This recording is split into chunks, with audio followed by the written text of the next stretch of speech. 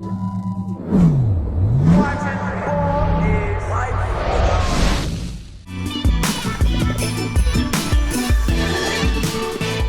everybody, to another edition of the In the Paint Show, episode 159. I'm with my co-host, Chelsea Hopkins. We have a special edition this week, special guest. We're going to spend a lot of time on the WNBA and women's basketball because really that's the talk of basketball right now as the NBA playoffs and play-in tournaments about to kick off. But really, Chelsea, for the last couple of weeks, the talk of the town has really been the NCAA tournament and women's basketball in general. So we're going to spend a lot of time on that. So welcome. How's everything, Chelsea? Everything is good, Ronnie. Happy to be back home. You know, my season in Israel concluded. So I am back in Las Vegas, getting settled, getting in my, spring and summer flow. I'm back coaching with my young girls of my premier, our AAU team here in Las Vegas. And other than that, I'm enjoying my time at home. Yeah. How are the girls, how are they coming along? I know the girls want you to be around because they know you have a busy schedule all the time and they want you to coach them up. So what are you focusing on right now? How are the girls doing? Well, the summer's a really busy time. So we're just getting our practices in, putting in our stuff. We have some tournaments coming up. I actually, not this weekend, but next weekend, I'm taking my 14 and under team to Oakland, Bay Area. We have a tournament up there. So we're just getting in the swing of things. I mean, the summer is the best time for kids in AAU. I'm actually happy that I'm going to, have more time now that I'm officially retired, so I can be more committed to my young girls. So it's a good time, but they're excited. They're always ready to play, excited about traveling and playing games. So it's fun times right now. That's awesome. It must be awesome for them, the young girls, to know, like, hey, this girl's from Las Vegas. She played in the W, and she's going to coach me up. So that's pretty awesome. And I hope you keep that up and it goes well. But yeah, before we jump into it with the WNBA again, like we said, we there's so much to talk about. We're going to try to keep this moving, guys. So hopefully you can keep it with us. And we apologize. Last week we had a little bit of audio difficulties so we're going to go over that a little bit. But the NBA playoffs play-in. Chelsea, real quick, does anything catch your eye? You have any predictions for Wednesday's games? We're obviously shooting on a Tuesday. We got the East 9, Raptors, Bulls, and the Heat and the Hawks are in the 7-8 game. And in the West, the Pelicans are in the 9-10 game with the 10 Thunder, and then the 7-8 Lakers and Wolves. Well, obviously, out of the West, my Lakers are playing. So I'm very excited about that. We ended up finishing as the 7th seed. We're matching up with the Wolves. I want to say I'm a little nervous about this game because everybody's already saying that the Lakers have it in the bag. Jaden McDaniels broke his hand. Rudy Gobert is suspended one game, so he's not going to be playing. I don't like games going into where everybody's like, oh, the Lakers are just going to breeze through. Because I think when they have that mindset too, we come out super flat, then the game ends up being a lot tighter than we expect. So I'm a little nervous, but I'm hoping that my Lakers just finish the job and we move on. As far as the other games in the West, we have the Pelicans and the Thunder. That's a game that I think can go either way. SGA is one of my favorite players to watch in the NBA, so I always love catching him. But the Pelicans, they have a lot of talent. They have players that, could fill it up on any night. Brandon Ingram, CJ McCollum. So that game, if I had a prediction, I want to say the Pelicans, but I'm hoping for Oklahoma City Thunder, to be honest with you. Gotcha. And on the East, Raptors, Bulls, I think that kind of can go either way. Both teams have struggled, tremendously this season. So I really don't, kind of have a dog in the fight for that game. I think it'll go anywhere. And Heat Hawks, I think teams are afraid of Miami in the playoffs. They're a team that I want in the playoffs. I saw a poll, the other day about general managers saying kind of what player kind of scares them. And Jimmy Butler is at the top of the list. At the playoffs, he elevates his game. He gets his boys motivated. He's doing numbers. He's playing hard defense. So that's a team that I would like to see advance because I think that is going to make the Eastern Conference more competitive. So I'm going for the Heat. And like I said, Raptors, Bulls could be anybody's game. Yeah, that makes sense. Just so people, we're not going to spend too much time on it, but so his winning team in the 7-8 game is the 7th seed, basically. Mm-hmm. The losing team has a chance to be the 8th seed, and then the loser of the 9-10 game is basically eliminated, and that means if everything goes to seed, the 8-9 plays for the 8th spot. Yes. It's basically in essence how it goes. Again, the number 1 seed in the East, I believe, is Milwaukee. Number 2 is Celtics. No surprise there. And then we got the Denver Nuggets and Memphis Grizzlies. So it seems like the West is a little bit more open. Obviously, people think the Celtics and or Bucks are going to make it through the East, and then the West seems just wide open. There's, again, I don't know about 76ers. Again, everybody's talking about how great Joel Embiid played with James Harden, so maybe they can break through in the East. But we're going to cover that a little bit more in future pods. Obviously, we appreciate everybody sticking with us. We haven't gone every week lately. We're preparing for the May 6th Ballislife All-American game. If you go to ballislife.com, you get more details. Also, go to Ballislife allamerican.com. There's ticket sales. Tickets are $15. Under 5 is free. Again, it's a great game. We're having the girls game for the first time ever. This is the 10th year of the boys game. Again, in LA County, we didn't have it the last few years because of COVID restrictions, but it's coming back. So that's kind of why we haven't been going on every week, but we will obviously talk about the NBA playoffs as it gets deeper. And, we're going to keep it moving, talking about college basketball. Again, Chelsea, let's be honest here. If San Diego State would have won last week, we would have been on this pod talking about that. That would have been huge news. I mean, again, Butler's made the final game. George Mason's made it to the Final Four. We've had some quote-unquote Cinderellas make it to the Final Four, but we really haven't had the Cinderella really winning. I don't believe. So talk a little bit about that. You talk a little bit about the game, the run. Obviously, I want you to talk a little bit about San Diego State because you played there. You were all Mountain West Conference choice a few times. Player of the year. Yeah, and you were the player of the year, right? In your senior year, were you the player of the year? So, yeah, just talk a little bit about that and, the program in general. Yeah, well, just as an alumni, felt so much joy just seeing San Diego State finally get over the hump. Sure. We felt that, after the COVID season, I think what were they, Ronnie? Like 31-2 or something like that. Yeah, yeah, they had a 219, historical year that basically, came to a quick end, with COVID. So we just felt like maybe that was a season where we were going to make a really deep run and have an opportunity. So for us to just make it to the championship game, I don't want to say like, it's kind of like just a moral victory, like participation type trophy thing. But we were super excited because I don't think people know how hard, it is to kind of reach these milestones. San Diego State was the first team in the Mountain West Conference to make the Final Four and to make the national championship game. I know UNLV is in the conference now, but I believe what was the conference called when they made? Yeah, they were in the Big West then. Yeah, Big West. Okay, so for the Mountain West Conference, San Diego State's the first team to reach this milestone, and we're just super proud. That's what it's about. Our program, led by Brian Dutcher, who actually I still keep in contact with, and I have a good relationship. I just think he's very deserving of what we saw from San Diego State. He was the coach in waiting, so he was there with Steve Fisher for years before he actually took over the reins. And he struggled a little bit early, but he's just navigated his way through to continue the success of this program and, to cap it off with this really deep run all the way to the national championship. Everybody was just so proud, so excited.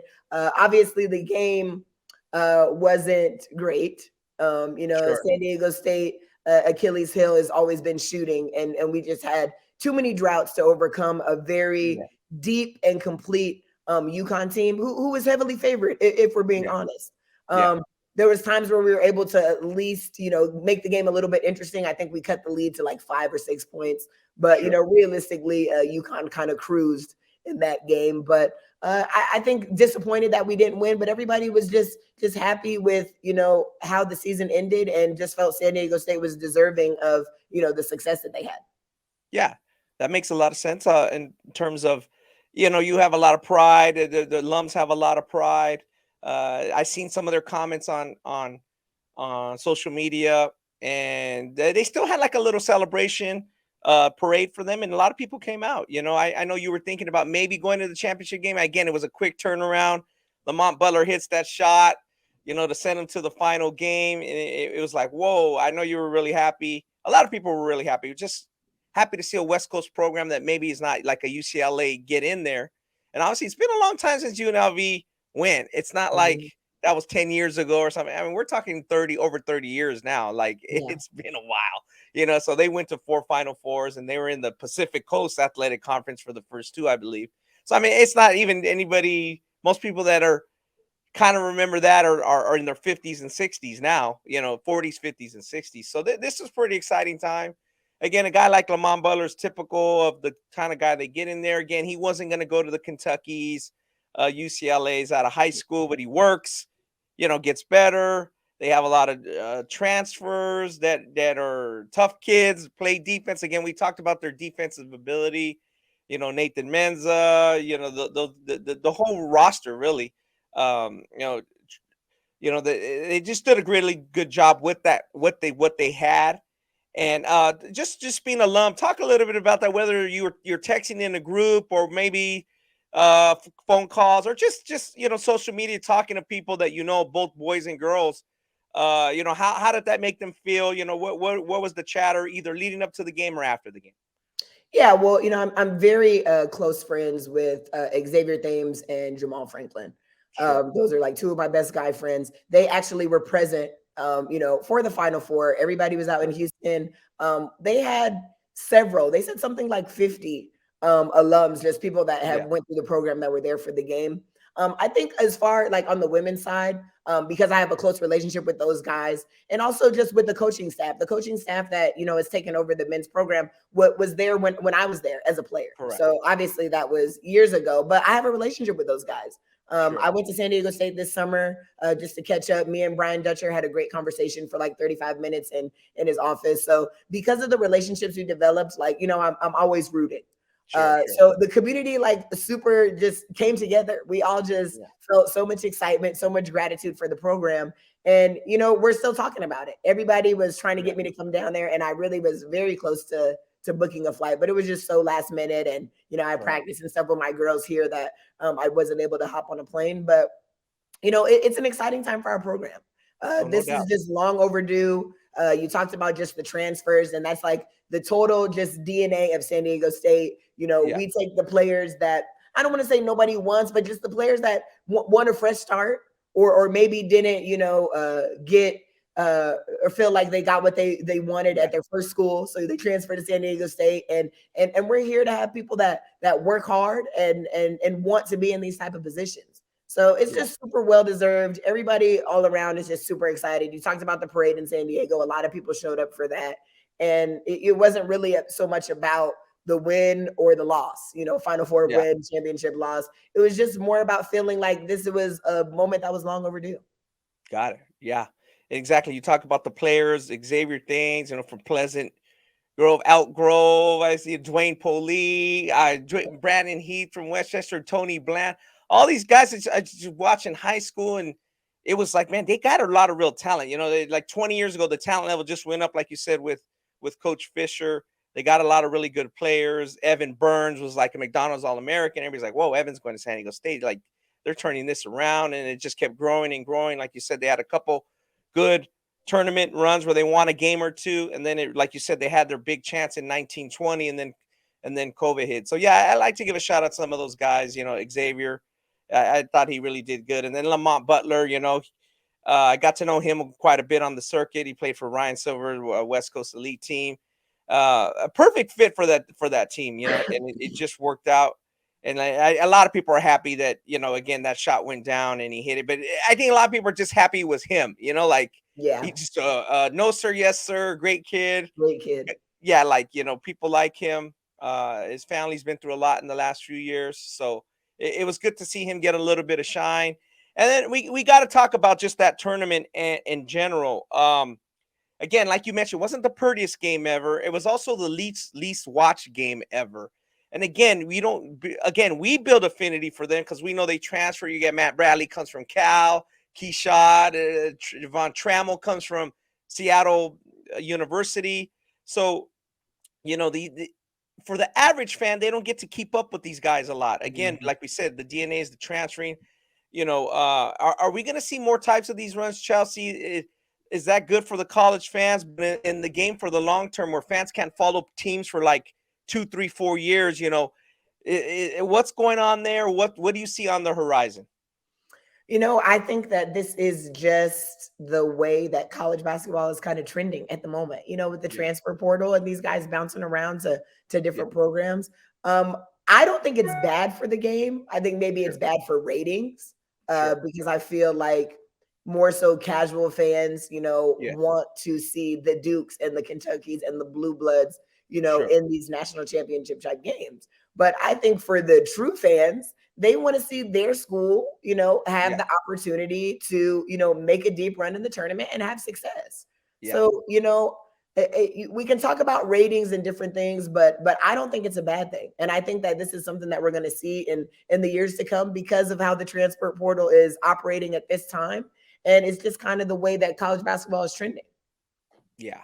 Yeah, exactly. It's not going to change because of the laws that were enacted with, name, image, likeness, and Mhm. basically went into effect in July 2021. We've talked about it on previous pods. Go back and listen to them. The California Play to Play Act. It's changed everything, right? I mean, it's changed women's basketball way more. I mean, we're going to jump into that right now. And again, that's our focus. Well, the men's were maybe 14, 15 million, 14, 9 million people saw it. Mhm. The girls, 9.9 million people watched the game. That's a record. To get an idea of what that means, again, 9.9 million, basically 10 million people. The average for the WNBA finals is 545,000, Mhm. 550,000. So you can give you an idea of how many people now know who Angel Reese is from LSU or Caitlin Clark. Yes. It's a huge number. I mean, more people are talking about it. And, that's what we're going to focus on. Again, I've talked about it. I talked about you with Kelsey Bone on an episode. We were talking about, the $75 million infusion of investment money to the W. And I kind of mentioned, where are we at in women's basketball? Like, I kind of thought like Maya Moore was like a Dr. J type figure. People really liked her. We've talked about that before. But I always mentioned, hey, the girl's name needs a Bird and Magic moment. They really need, I didn't say it at the time, but they need a white star and a black star. Mhm. That's just what they need. And that's what we had. It just creates a little bit more rivalry, a little bit more interest. Again, maybe you might not feel that way about it, but maybe it's just two great players. But we kind of got that. Now, did we catch? Again, I think AR Angel Reese is been most talked about sports personality in the country, really, now for over a week. So, Chelsea, is this kind of like lightning in the bottle with her and this final? LSU beat Iowa. Or do you think this personalities of these young ladies is going to continue to shine? It's going to keep happening. There's just going to be more and more interest every year, or is it kind of like Caitlin Clark is kind of like an outlier, and it just so happened that her team did well and beat South Carolina? No, I think that, just like we talk about trends, Yeah, women's basketball right now is booming.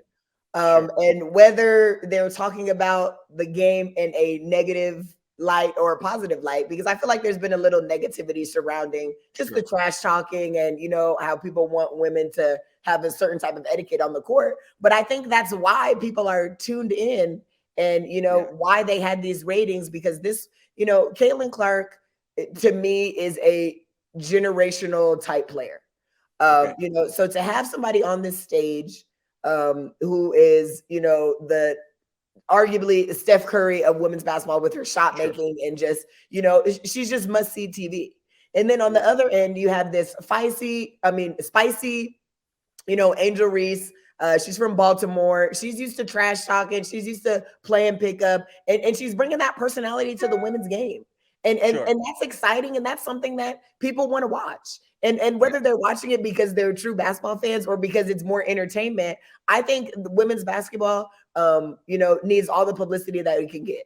sure, And I think that just shining a light on the women's game and putting it, in prime time where people have the opportunity to watch, you get these type of results. yeah, Me and you have talked about in the past, not so much with college basketball, but with the WNBA. Like the yeah, WNBA will have a game at 11 a.m. on a Tuesday, and they're yeah, playing it on HGTV. Like yeah, nobody yeah. knows, nobody Nobody kind of knows knows. Yeah, Exactly. So when Yeah. you give women these Yeah. platforms, when you put them on ESPN and prime time, where Yeah. and they have these narratives per se of Yeah. spicy personalities and generational talents like Caitlin Clark, I think it breeds this type of results. And the Yeah. great thing about these two is that Caitlin Clark has another year, Angel Reese has 2 more years, Years. and Correct. so people now may follow these girls. Yeah. Angel Reese hit 1 million followers on Instagram Yeah. after that game. So, people are watching, people are paying attention. Yeah. And like I said, maybe it's not so much about basketball right now, but if they're getting that following, then maybe it will become more about basketball later. So Correct. I'm super excited. I think that this is great for women's basketball. And we need these personalities to continue to shine. And hopefully we'll have girls that are coming after these ones to keep it going and keep this Yeah. momentum going because it's great for the game. Correct. It is great for the game. Again, I like it a little, the rivalry. I kind of, people were like, well, how about if, again, they're just talking in generalizing, but, oh, how about if they play in the WNBA together? That'll be so cool. Or like, oh, maybe they're friends, guys. This is over. I'm like, no, we don't want them to be friends. Like, no, stop. I don't want them to be friends at all. Like, maybe they could be friends when they're 35. Like, and one of them has kids and they or something like that, and they meet each other, oh, we hang out a little bit. No, we don't want them to be friends. We want them to be rivals a little bit. Like, Yeah, that's the but, whole but point. but to your point, Ronnie, the Yeah, crazy thing is yeah, not that yeah. Angel and Caitlin are friends, but Friends, they yeah, respect each other yeah. as opponents. Opponents, When we're yeah. competing on the basketball court, Ronnie, it's not about friendship and Friendship, who likes yeah, who. It's about how correct. can I win. So, Yes, people were upset with Angel Reese's antics. yeah, She's in the game, she's touching her ring finger, right, she's right. doing the, John Cena, like you can't see me or whatever. But at the end of the day, she's just competing. It's not Correct. that she, hates Caitlin as a person, and No, it's really nothing personal. And yeah, and why there's this narrative in women's basketball that we're supposed to have a certain type of etiquette on the court, like correct, we need to throw that out the window. The men are correct. doing gestures all the time. Stephen Yes, Curry is shooting in people's face and turning around before the ball goes in. yeah, LeBron's beating his chest. Like you see this kind of stuff, and it happens yeah, all the time, and nobody yeah. thinks twice when it's in the men's No, game. no, But nobody all thinks of a sudden, twice. Angel Reese was disrespectful to Caitlyn because Yeah, she won and she trash talked her a little bit. Like, come yeah, on. yeah, So these exactly. It's girls not don't hate like each other. But on the court, like, this is great. This is great for yeah. the game. It's great for the game. Yeah. Again, we talk a little bit about the NBA. You talked about the play-in and the Timberwolves and our guy Jaden McDaniels, who's had a great season. He's Mhm. a young guy, one of the better young defenders in the league. He breaks his hand. He's upset. He punches a wall or punches. And then you got, Gobert punching our guy Kyle Anderson, our guest on the show a few episodes back during the preview, and it's just like what in the world? Where it's like in the girls, nothing really happened in bigger terms. Again, people are calling Angel out of her name, a few prominent people, and Yeah. it's just like it got out of control. It got really big, but like you said, I think right now all publicity is good publicity for now. Again, Yeah, it's going to kind of die down, for but sure. again, we have the W starting. Again, those girls are coming back. I wanted to mention this. Paige Buckeers from UConn. I hope I didn't butcher her last name.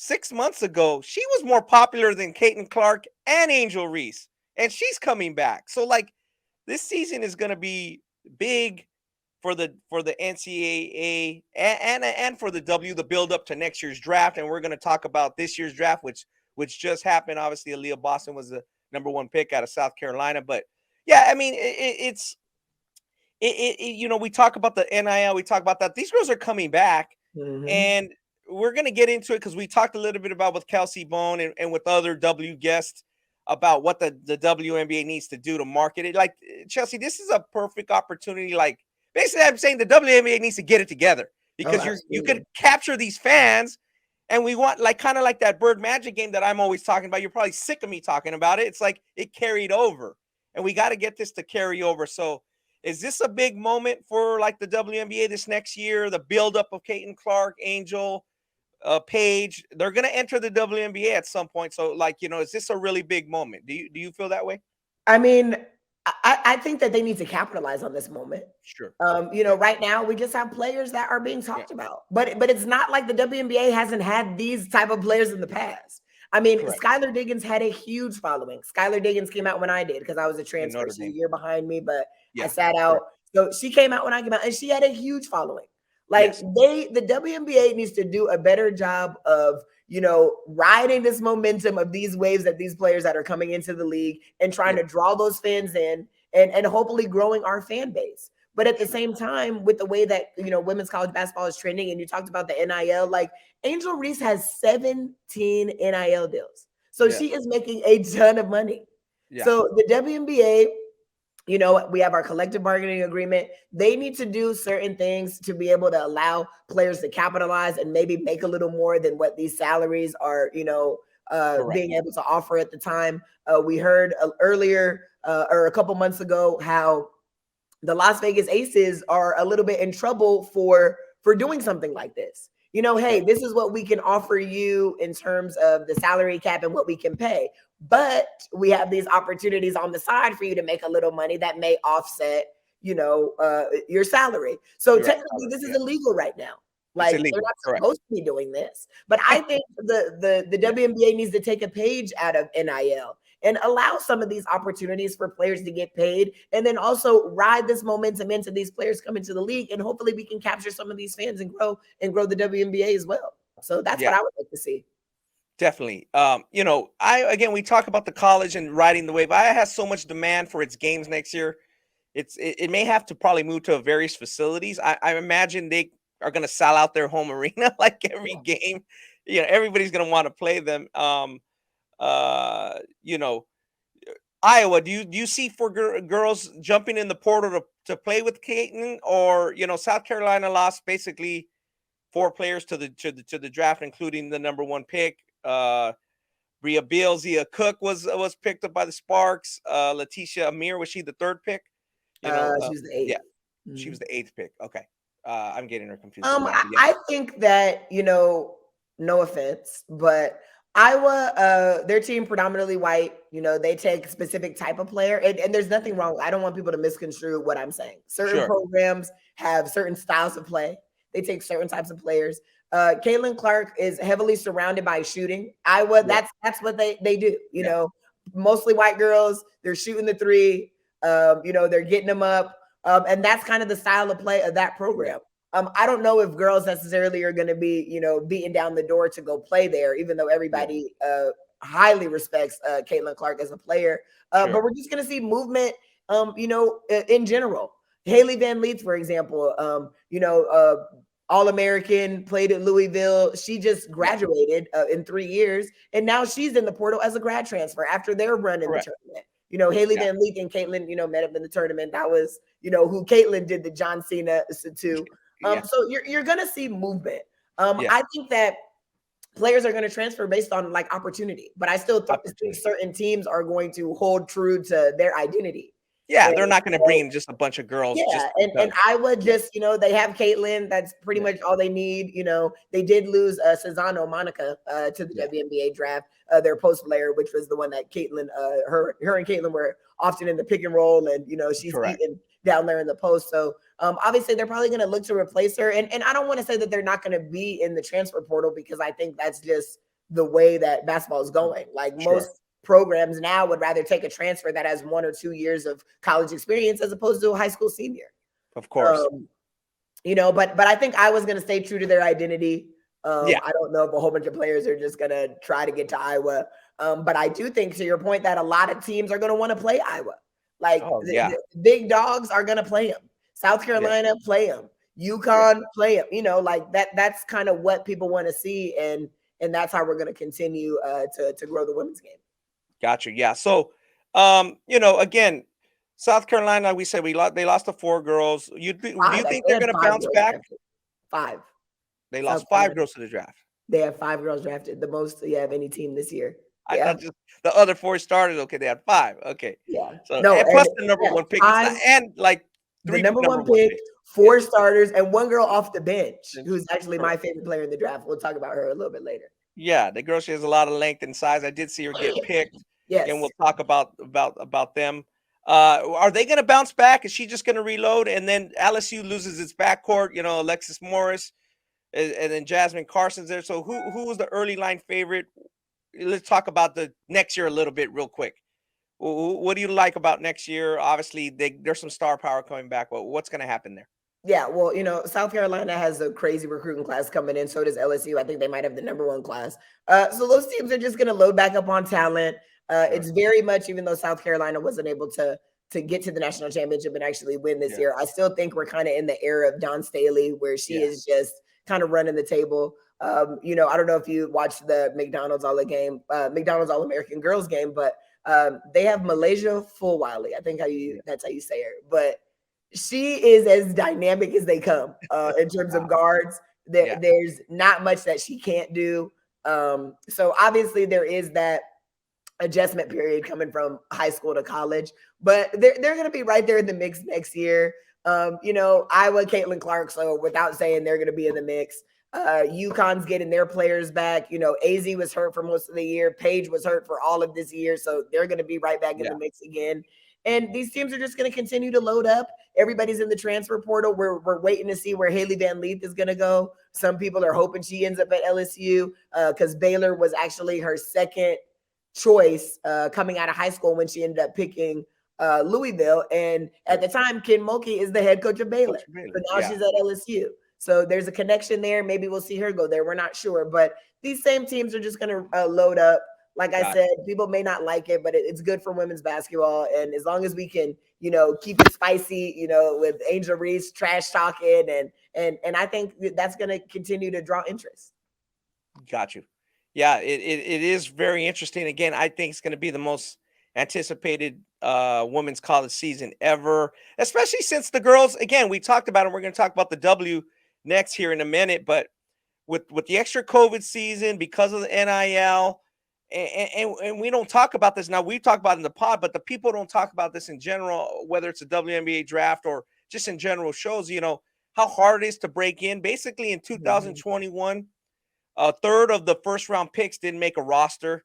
And in the second round, 3/4 of the picks didn't really make a roster. So it's like, hey, if I'm making $50,000, if I have a chance to make $100,000, of course I'm going back to college. Now, again, Caitlin Clark and Angel Reese are in another stratosphere. They maybe be making close to 7 figures. Yeah.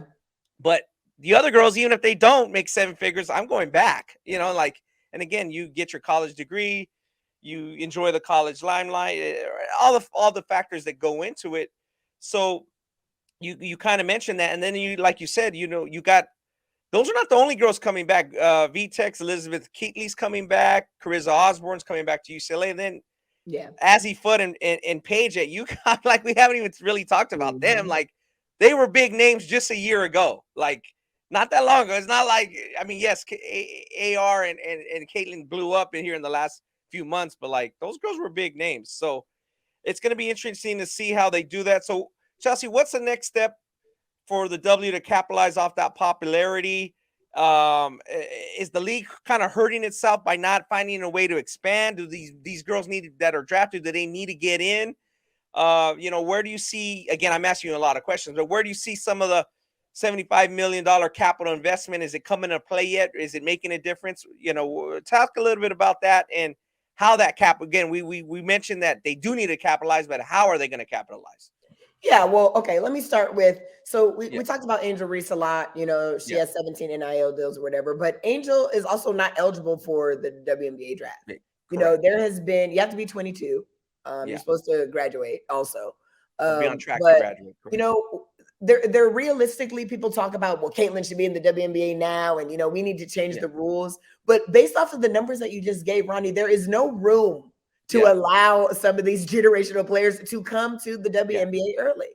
Like, obviously they would stick on a roster, but to your point, like, it is so difficult to make the WNBA. It is arguably, which I don't even think arguably, the most, challenging league in the world. It's 12 teams, 12 roster spots. Some teams even carry 11. So it's 144 girls. It's 144. So, it's a very exclusive league.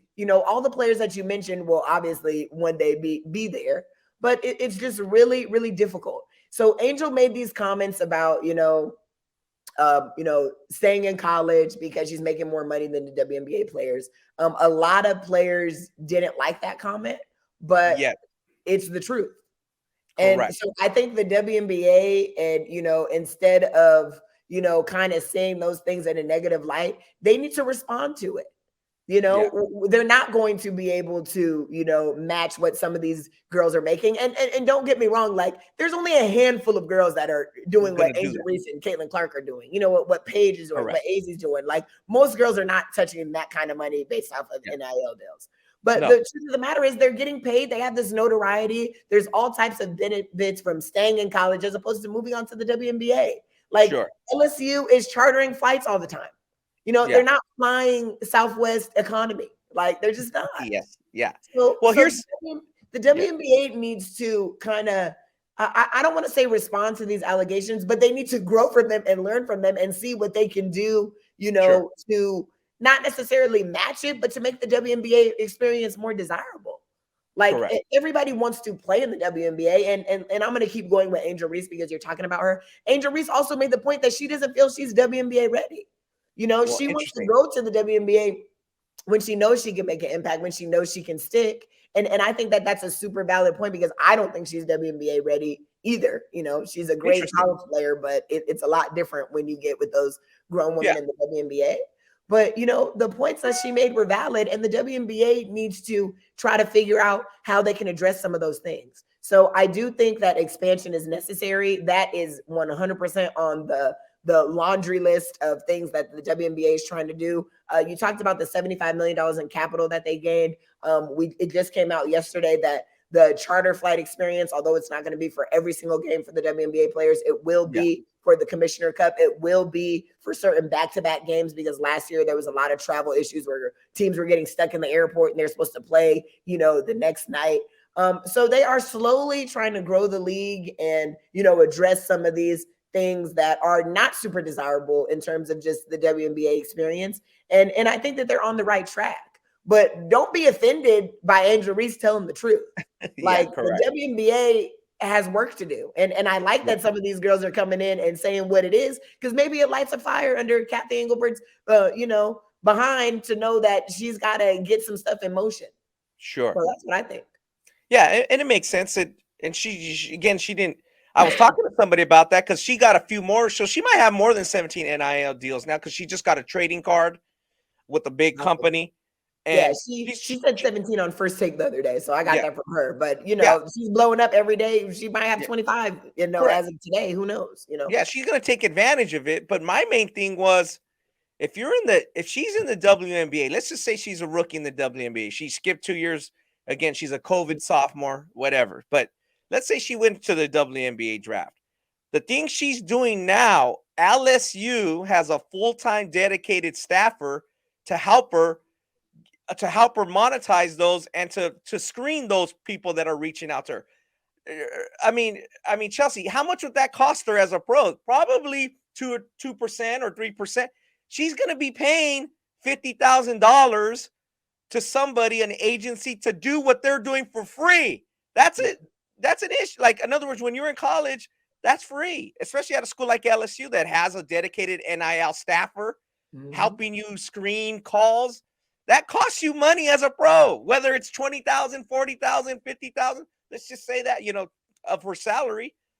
Why would you ever leave that? You know what I mean? Like, nobody's going to leave that. It's been mentioned. Like, I'm going to getting physical therapy for free. Like you mentioned, the flights. Like, you can't beat that right now. Like, you can't beat that. You know what I mean?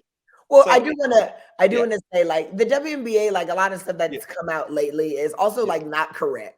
The charter flight thing is 100% accurate, but yes, the WNBA has training staffs and what doctors, all that kind of stuff. Yeah, like that kind of stuff. Professional teams, they have these things, so we need to kind of don't make it seem like the WNBA has absolutely nothing. Yeah. It's more just on the terms of these players being able to generate all this extra income. That's like the main thing. And I hope that, that will be addressed in the collective bargaining agreement the next time, these WNBA players, reconvene there with their contracts, because, even though the Aces are getting in trouble right now for, kind of under the table agreements, I think that that's something that should be talked about and to a certain extent should be allowed. Like they don't want it to be, they say it's not fair or whatever, but Candace Parker there's going to be people that want Candace Parker to do speaking engagements, autograph things, stuff where she'll be able to generate more money than the average player. And I feel like that should be okay. So, there's a lot of like kind of misconceptions with WNBA and NIL, but there's a lot of truth to some of this stuff too. So I'm just glad that it's being talked about. I will make the point, I said that Angel Reese, I don't think she's ready for the WNBA. I can also make an agreement that if she were in the WNBA now, like, to your point, that she wouldn't have this type of notoriety because she's not going to go in the WNBA killing, like as of today. She has a lot of these deals and stuff because she's a very dominant college player. She has a record for double doubles. She's, breaking Sylvia Fowles records, like all these kind of records, which is incredible. And I think that she's going to be a very formidable WNBA player, but she wouldn't have this type of notoriety in the WNBA because I don't think that she's going to be, right out the gate just killing like that. These girls are bigger, stronger. They're grown women. So it's just different, so there's points to be made on both sides. But either way, this is good. This is good for women's basketball. Like WNBA, don't be offended. Don't be offended. Like, don't be offended. Like that should be their slogan for the season. Don't be offended. Like let's learn from this. Let's grow. Let's make some changes. Let's get the league popping like women's college basketball is popping. Because there's a fan base. There's people that actually care. But I don't know if we're making always the right steps to grow the game like we should. Correct. Yeah, because we're going to talk about injuries for a minute more, then we're going to jump to our W preview. Again, there's 12 teams. We're going to hit on each of them at least for a minute. But you mentioned she's 6'2", 6'3", 145, 50. When I watched her game, she did look a little thin. She's not a grown woman's strength yet underneath the glass. Obviously, she can get double doubles in college. But my bigger thing is, like you mentioned, depending where she goes, and obviously we know the Sparks and a few the New York Liberty are well-known teams. Even the Aces I would include in there. But like in my regards, the LSU with Kim Mulkey, South Carolina, and maybe a few others, their brands are as big as some of the WNBA teams. So like you said, if Angel Reese goes to a lesser team, people are not going to follow her like that, like they would at LSU. It's a bigger brand of just brand awareness. So the last question before we jump into the WNBA is, what do you think the league can do to increase brand awareness of some of its lesser known teams, and kind of like you said, have the fans carry over regardless of what team these girls go to, meaning Fudd, Buckers, AR, Caitlin Carr, regardless of where they get drafted, we want the fans to come over, kind of carry over. How can the WNBA grow those brand awareness? I mean, it's totally just about marketing. Sure. I don't know if you have seen, recently on TV that Arike, star player for the Dallas Wings, she has a commercial right now with Mark Cuban, the owner of the Dallas Mavericks. Yeah. It's all about awareness and putting these ladies to the forefront. Sure. Like there is a, audience for women's basketball. And it's about capturing the audience and keeping them drawn in. The WNBA is so poor in certain areas. I was watching the Draymond Green podcast the other day. Candace Parker was a special guest. She talked about how she went to Chicago. They won that championship. Fans are looking for her jersey, and it's nowhere to be found. Wow. Kalia Copper was the finals MVP. Her jersey was not available till mid-season the next year. Like the WNBA has to be prepared for these moments. Have jerseys available. Yeah. Let's get these women in these commercials and let's market other women besides the women that you guys just want to market. I've talked about the WNBA in the past, how they have, certain girls, and I don't want to make it be a white or a black thing, but they have certain girls that they're always pushing to the front, and there's so much talent in the league that we can get behind some of these girls that, are maybe hot at the moment. Correct. Let's not just talk about 4 girls throughout the whole season. For the last 2 seasons, it's been Sue Bird, Breanna Stewart, Sabrina, and those are the girls that we talk about all the time. Meanwhile, there's other girls that are having a hell of a year. Correct. So it's all about just strategy.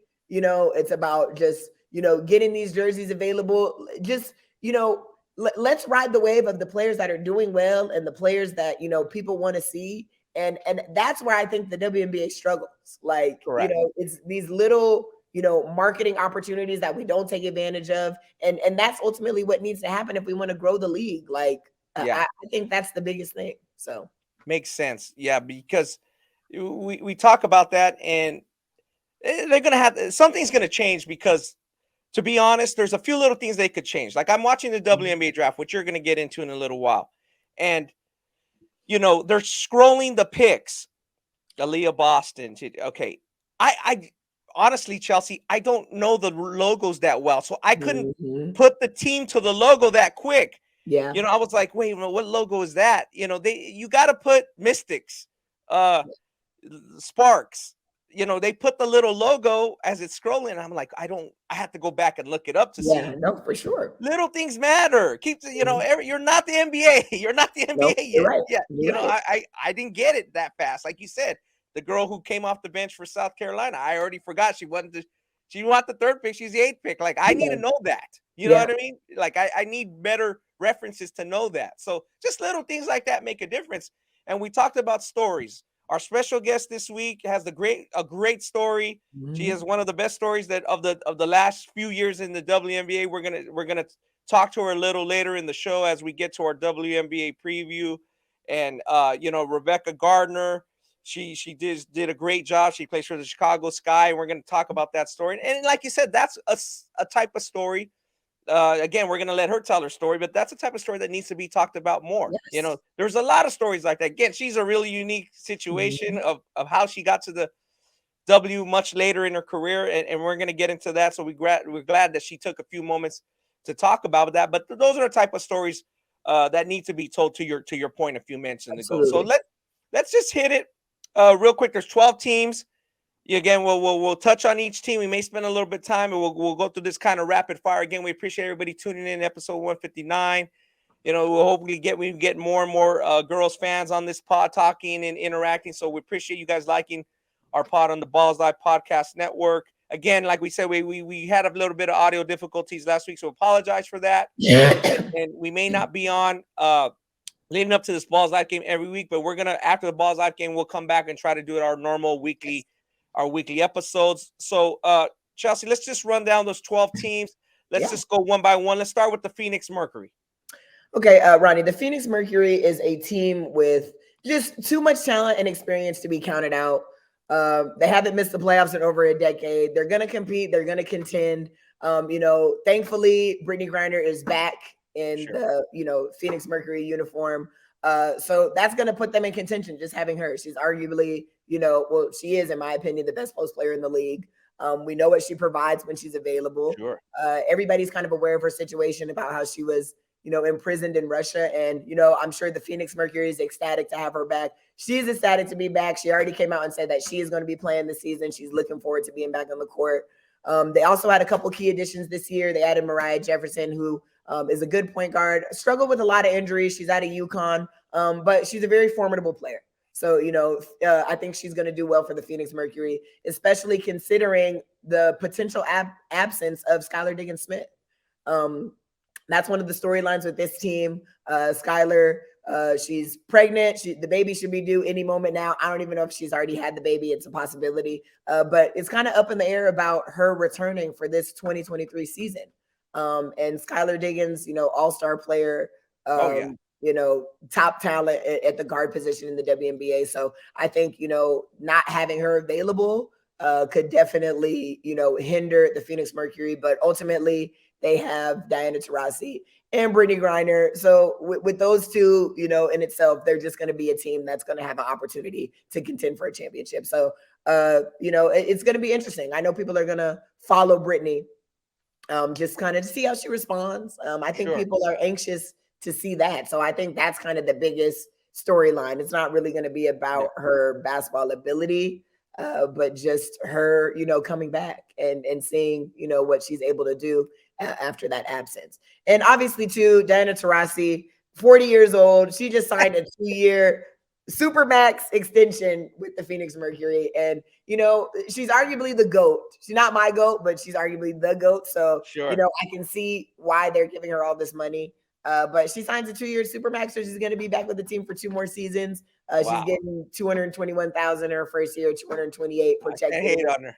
I can't hate on her. I mean, she's a Cali girl. I like her, but like you said, these young girls are coming, so it's just going to be, we'll see if they can make a playoff push. Again, just going back to Brittany Griner, are you afraid of any potential backlash, and is that going to be a big distraction for this team, or is she just too talented of a player in your Too opinion? talented of a player. I think if there's any backlash, it's going to come from the WNBA haters. I mean, I don't know if Sure. you've ever scrolled through WNBA like Twitter comments and it's a million. Go back to the kitchen. This isn't basketball. Mhm. And then the people that just were arguing that she deserved to be locked up and weren't really Sure. happy with her with the prison swap and her release. Those are the people that are going to try to discredit her and shame Yeah. her. But from the WNBA community, she's going to be fully embraced. Like I Sure. said, everybody's excited for her return, and she's just too good of a player. So I hope She's once too she good gets of a back player. in the groove that, we won't even be talking about, the past. So Yeah, and I think um, some of that is kind of played out a little bit, to be honest with you. Again, I used to see those comments. Yeah, oh, you go back to the kitchen, Chelsea. yeah, I, when Ken Clark is hitting 35 footers, nobody gives a shit about that. You know, like it's growing. I don't think that's going to be a huge issue. They might have a little huge issues here and there with a Ruley fan, but I agree with you. I don't think it's going to be. Again, she's that good of a player and has proved to be that good of a player. So let's skip to the next team. Number 2 on our list is the Washington Mystics. Tell us a little bit about the Washington Mystics. the Washington Mystics playoff team that they're always poised to make a deep run, especially if the roster can stay healthy. The last Sure. couple seasons, the problem with the Washington Mystics is their star player in Deladon has not been available. So, Sure. last season she was able to play, 25 games, which was Got it. exceptional. She sat out in 2021, sat out in 2022. But let's not forget that Deladon is a two-time WNBA MVP. She is Yeah. the upper echelon in the league when she's healthy. And even when she's halfway healthy, she's still better than most players. Yeah, So she's really good. if she's going to be available, they have the pieces, they have the roster to go deep into the playoffs. They added Brittany Sykes this year, who is one of the premier defenders in the WNBA. They did lose a defender in Alicia Clark, but they added some post depth in Elizabeth Williams as well. And that's really the key for them. Is Deladon going to be Deladon? And if she is, this team is going to be a force to reckon with. Got you.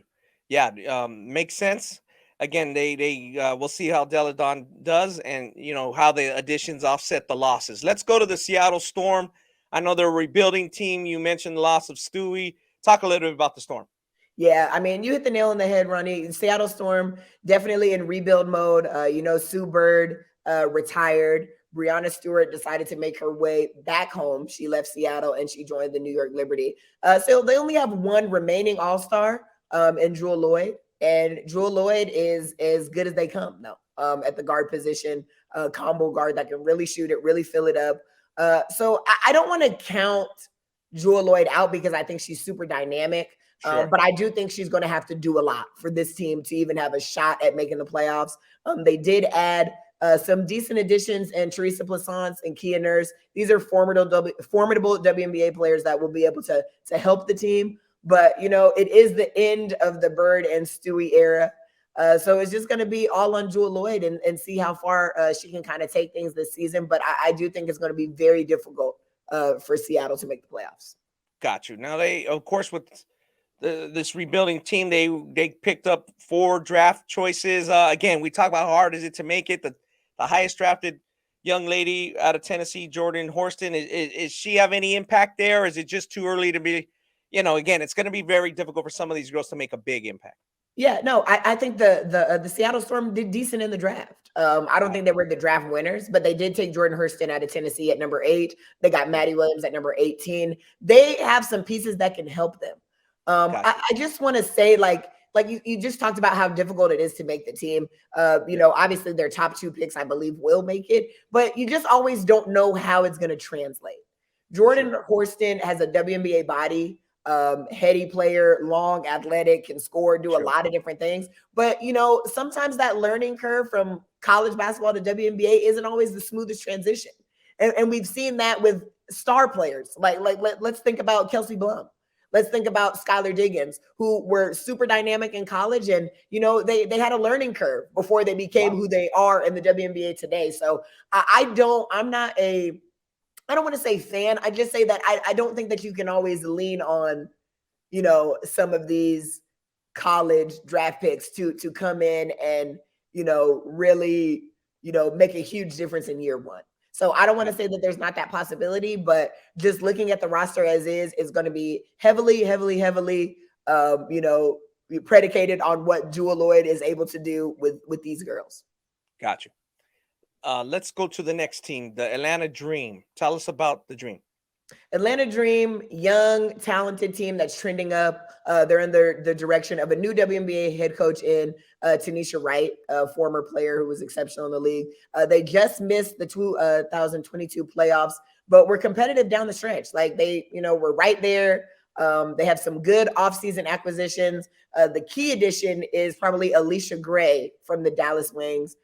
She kind of demanded a trade, and Atlanta was on her short list of teams, and Dallas honored that. So they picked up Alicia Gray, who is an all-star caliber player in the WNBA. They also picked up Danielle Robinson, who is a veteran heady point guard that's going to provide a lot of experience. Key losses: Tiffany Hayes, all-star, former second-round pick in the WNBA draft, who has been a force in the WNBA. Sure. She sometimes is injury riddled, but besides that, she's a super talented player. And then they lost veteran point guard Erica Wheeler. I see Atlanta making the playoffs this year. I really, really, really like what they did in the draft. I think they have a new dynamic duo with Alicia Gray. You're going to partner her with Ryan Howard, who was the WNBA Rookie of the Year last year out of Kentucky. But did well in the draft. They took Haley Jones out of Stanford at the 6th pick. They got Letitia Amir, who is out of South Carolina, number 8 pick, came off the bench. And I can't wait to talk about her when we get into the draft a little bit later, because she is my favorite player in the draft. So they got her. And then at number 15, they got Leah Brown from Michigan, who is going to be a good forward in the WNBA. So they drafted well. Great offseason acquisitions. They were right there at the cusp of making the playoffs last year. This year, I say they get in. Got it. Real quick on that, because you mentioned Danielle's joining the team. So Danielle is a girl I know is a contemporary kind of yours. She's a year older than you. I remember because she went to Oklahoma. She's a Cali girl. But speaking of that, she went to Archbishop Mitty, which Haley Jones with. Can Haley, does she have the speed and foot speed to do some of the things she did at Stanford in the W? Real quick. I think Haley is a very intriguing prospect. I think that super smart player, WNBA body. I will say my kind of scouting report on her right now is that she does a lot of things good, but nothing great. Sure. So I want to see how her game is going to translate. I think because of her basketball IQ, I hear about her work ethic, her willingness to learn and willingness to get better. You have to take a kid like this because they're going to figure it out. And I believe that she will figure it out. But just right off of, just my personal opinion, I think, she does a lot of things good and nothing great. So I'm interested to see how she develops. And I do think that she's going to be a formidable WNBA player, and she's going to find a way to stick and make an impact. She was taken highly because of who she is, what she was able to accomplish in college basketball too. When Stanford won a year back, she was the most outstanding player in the tournament. This year, Stanford really struggled. So just early on, there was just talk about her dipping in the in the draft in terms of picks. She was, a projected top 5 last year, but stayed in college, and she ended up being number 6. So she didn't drop too much. And like I said, you have to take a kid like this. But I'm excited to see how she does in the WNBA. And I think it'll be a little bit of a learning curve for her too, but she's going to figure it out. Gotcha. Let's go to the Indiana Fever. They got a lot of work to do. Only 5 wins last year. Indiana Fever, like you said, 5 wins. They're trying to establish a young core. Last year, they, had the most rookies of any team. It was like 7 rookies. And, I like the concept of giving these young girls a chance, trying to develop them and stuff like that. But just being honest, the way the WNBA is, you cannot win with the lack of vets and lack of experience that the Indiana roster has. I think they did a good job in the draft this year. Obviously, they got the number 1 pick in Aaliyah Boston. They got the number 7 pick in Grace Berger out of Indiana, who's a tremendous player. Taylor Maxwell out of Ohio State at the number 13 pick. LaDasia Williams at number 17 pick out of LSU. And the Victoria Saxton out of USC. So they did well in the draft. They're going to keep most of these draftees based on what they did last year, like, having so many draftees on the roster. They did lose veteran point guard Erica Wheeler, so I think that's an opportunity for maybe one of these younger players to step in and thrive. But no, they added Erica Wheeler. I'm sorry. They got Erica Wheeler from the Atlanta Dream, but they did lose a good guard in Tiffany Mitchell and the veteran point guard Danielle Robinson, who we talked about joined the Atlanta Dream. So, they're trying to figure it out with these young players. They have a lot of talent. They're trying to, develop players, which I think is commendable because most WNBA teams don't do that. They don't have time to invest in rookies. They're certainly not going to put this amount of rookies on a roster. But it's just difficult to win. It's difficult to win when you don't have the experience. So Erica Wheeler is a good vet that I think a lot of these young girls will be able to learn from. They also have Victoria Vivians, who's a great friend of mine. We played overseas together. Good, big, solid guard in the WNBA as well, but they don't really have enough to make any noise. I think Aaliyah Boston as the #1 pick is going to be very formidable. Great size.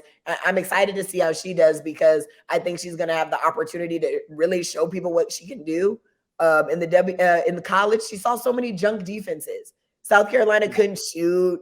She's always in the paint with four girls on her. Like, so now in the WNBA, she's going to be guarded one-on-one. Like, it's probably for her, it's like a breath of fresh air. Like, dang, like, finally, I get to play one-on-one and show people that I can do some stuff. So I think we're going to see good things from her. But Indiana probably will finish last again, in my opinion. They don't have the experience necessary to be really good right now. They're a couple years away. From being a playoff team. Yeah, they're a young team and they got a lot of work. We'll follow Aaliyah Boston obviously and see how she translates. Let's talk about the Minnesota Lynx. The Minnesota Lynx are rebuilding team. They don't really have a true core, as you know. WNBA legend Sylvia Fowles, who we didn't talk about that much because Sue Bird was retiring, but she also retired last season. So to your point, people didn't talk about her. Yeah, they're in rebuild mode. It's the end of their championship roster era. Minnesota has kind of been a dynasty in the last decade. They won in 2011, 2013, 2015, 2017. And Sylvia Fowles is the last player to retire from those rosters that were, Maya Moore, Lindsay Whalen, Simone Augustus, definitely a dynasty. And Sylvia was the last one to leave. So they're in rebuilding mode. They acquired a good guard in Tiffany Mitchell from the Indiana Fever. But truth be told, Minnesota is interesting. They're kind of in a weird space where they have to kind of find another identity. They are going to get Nafisa Kohler back from pregnancy. She played just 4 games at the end of the 2022 season. So they'll have her back. But I do think that they did a really good job in this draft yesterday. They end up getting Diamond Miller at the #2 pick. Diamond Miller out of Maryland, if you haven't seen her, she is the most WNBA ready player to me in the draft. Wow. WNBA body, WNBA athleticism, WNBA length, size. Like, she is going to be all right. So they got her at #2. They got Hirsch at #12, good player out of France. Dorka out of UConn, another great player. So in #24, they got Bria Bill out of South Carolina. They got some pieces. But I don't, it'll be interesting to see how they come together. I will say they have Cheryl Reeves as a coach. So it's like when you have a great coach like that, they're usually able to find a way. But I don't really see this team having an identity yet. So I'm interested to see, how they do this year. There's a very good, I don't want to say very good chance, but there's a good chance that they miss the playoffs. They're going to be right there on the cusp. I'll be interested to see if they can sneak in my opinion.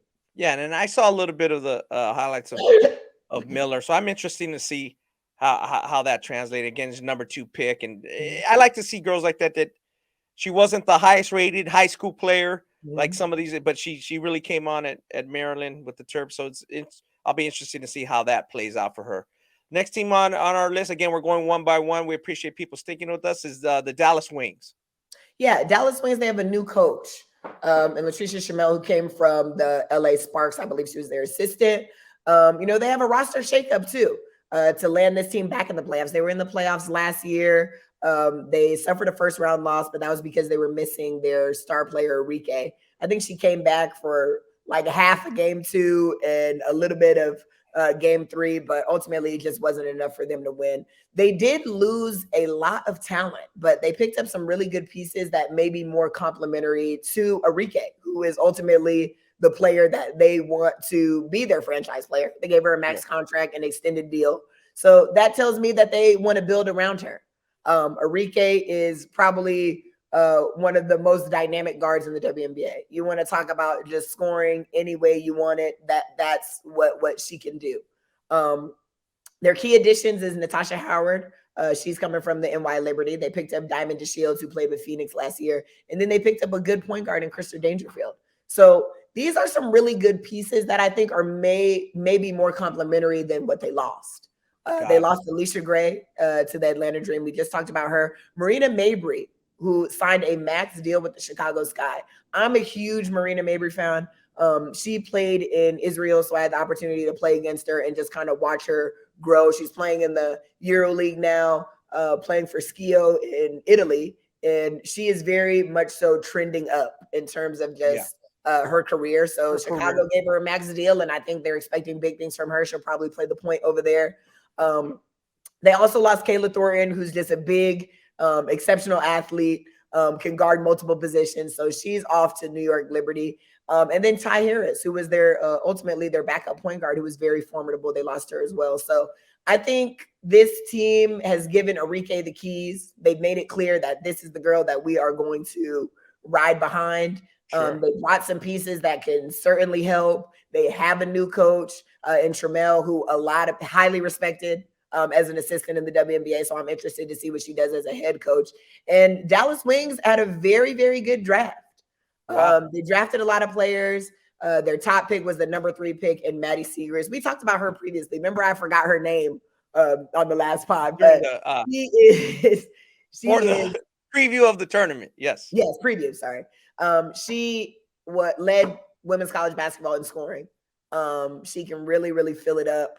I think that scorers have to learn in the WNBA that those buckets don't come as easy. You know, we saw that learning curve with Kelsey Plum and other people that, used to fill it up out of college, but she's formidable. She's going to be a good WNBA player. And I'm okay with them taking her at number 3.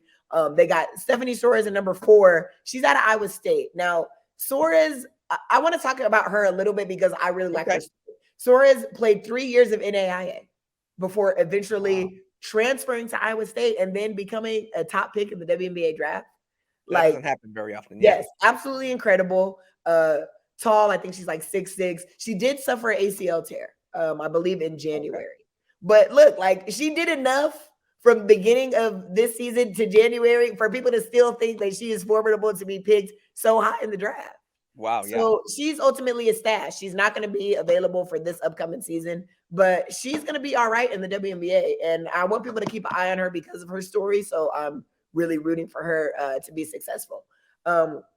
They got Lou Lopez Seneschal out of UConn, who's also an exceptional player. I think she's going to help the team as well. Abby Myers out of Maryland, Ashley Jones out of Iowa State, and then Paige Robinson. When I look at Myers and I look at Ashley, these are shooters that they want to stick in alongside Arike, who you obviously have to already bring a double team to because she's that gifted.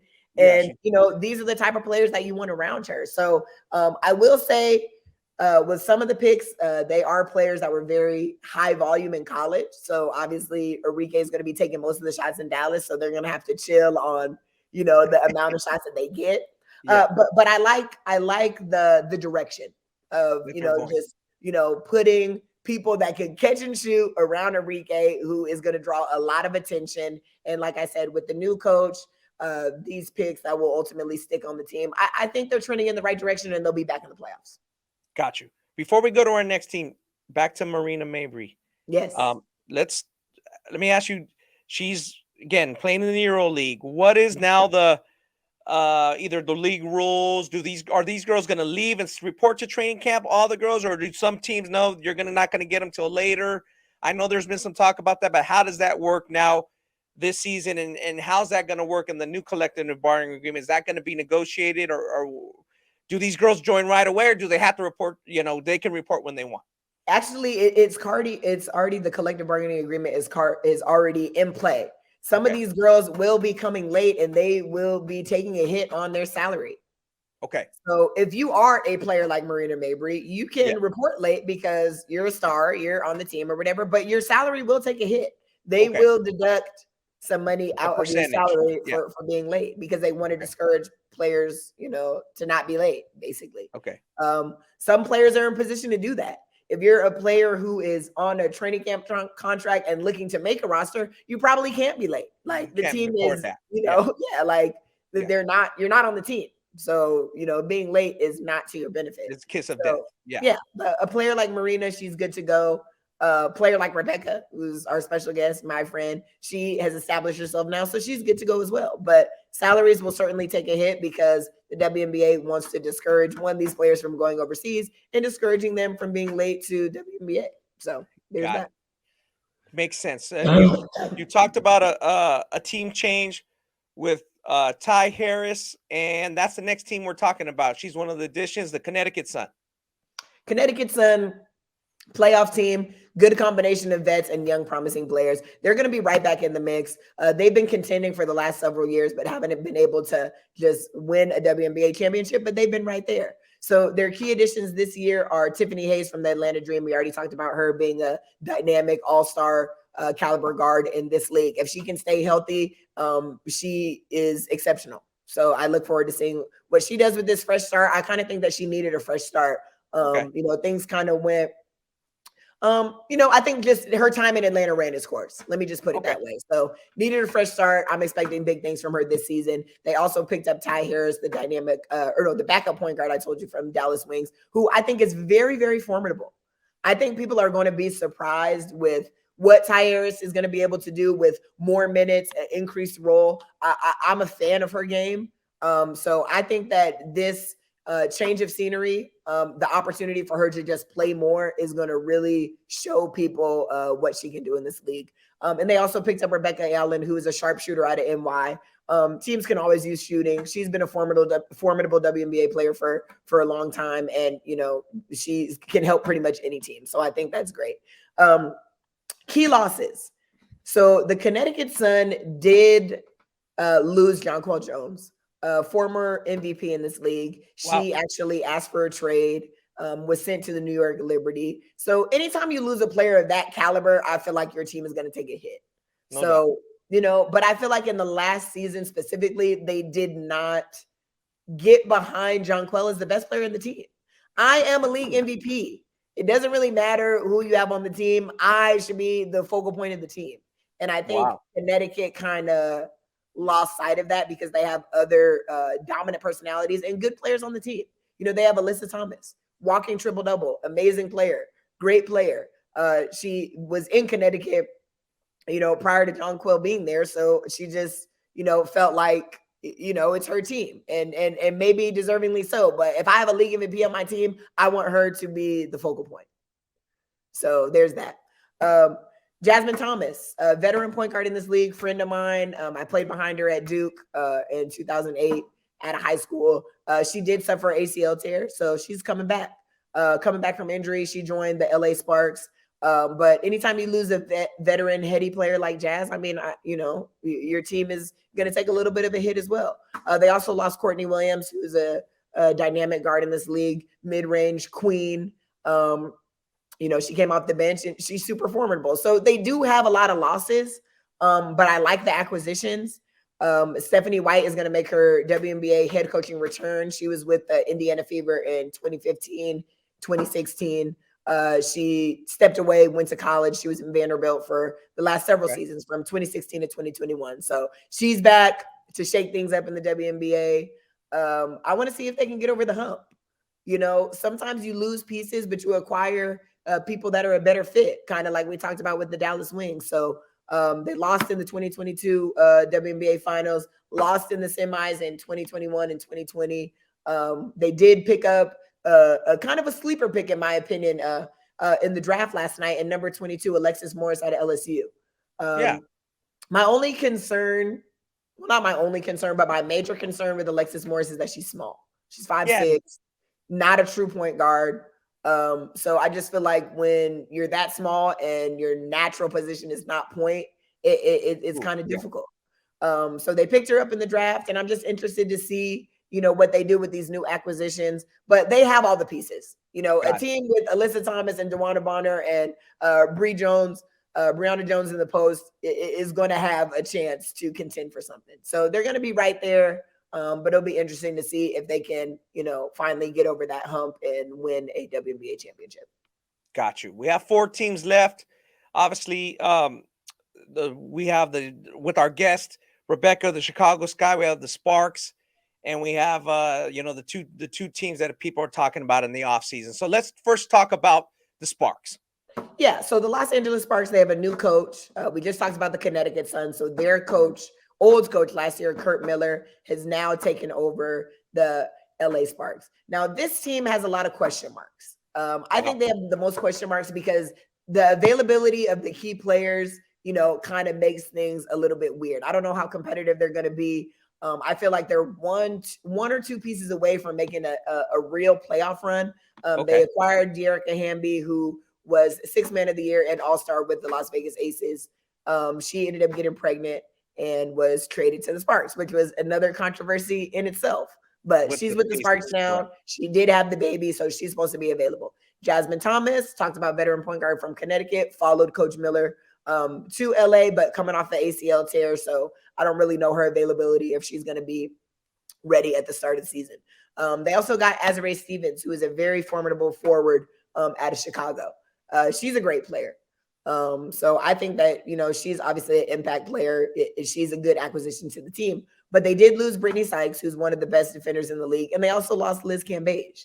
How they lost Liz Cambage, I don't really know. She quit on the team in the middle of the season last year.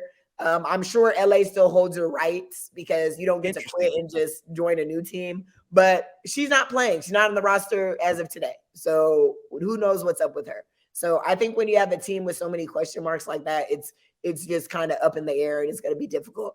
They did do well in the draft. They got Zaya Cook, a dynamic guard out of South Carolina, with the number 10 pick. They have an Australian girl in Swain with the number 14 pick. I don't really know if she's coming over this season. She is younger, so I don't know if she'll be available this year. And then they have Monica Cesano, who's the post player that was Caitlin Clark's pick and roll duo in Iowa. So they got some decent draft picks. They have talent. I don't know who's going to be available right away, and that's the biggest question mark to me. So it's kind of hard to say if they're going to be in the playoffs or not based on that. Got you. Just to follow up on that, last year we had a special guest on the show, Rashawn Haylock. He kind of does the color commentary for the Sparks. He's a broadcaster and he's a news anchor here for a station in LA. And last year the Sparks had a lot of promise. It seemed like, again, like you said with Liz, is it just what happened with Liz? What's happened in the year? Is it just the Liz thing, or did more roster change and other things happen as well? I mean, I think Liz, when all things are right, she is a top player in the WNBA. Yeah. So to have her and it be a lot of just bad energy in the locker room. Sure. The Sparks, in my opinion, have been trending down ever since Candace Parker left. Yes. They still have former MVP in the league, in Nneka Ogwumike. So they have pieces, but it's like they haven't been able to put it together. Last year, they had Liz. They picked up Kennedy Carter, who's a dynamic college player out of Texas A&M, who's had, character issues, so they say. I mean, I had the opportunity to meet her. She played in Israel briefly.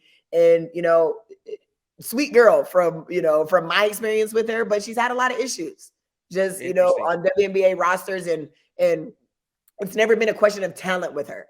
It's always been just locker room. So between her and Liz and Candace leaving 2 years ago, and the LA just needs a shakeup. So they got a new coach.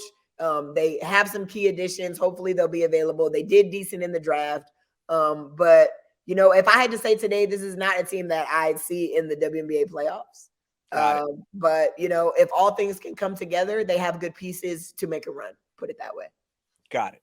Let's talk about the 2021 champions who unfortunately didn't repeat, the Chicago Sky.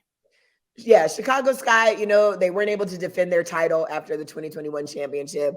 Last year, they were a playoff team, but ultimately it was just time to break up the band. They had the departure of 2 franchise players in a sniper and probably one of the most formidable bigs you can find in the league. So Courtney Vandersloot, franchise point guard, left to New York. Candace Parker, she needs no introduction, left to the Aces. They lost Allie Quigley, who is the partner of Courtney Vandersloot. She's the sniper and, 3-point shooter, high percentage 3-point shooter in the WNBA. And then Emma Messiman, who is one of the more formidable bigs, 2-time All-Star in the WNBA.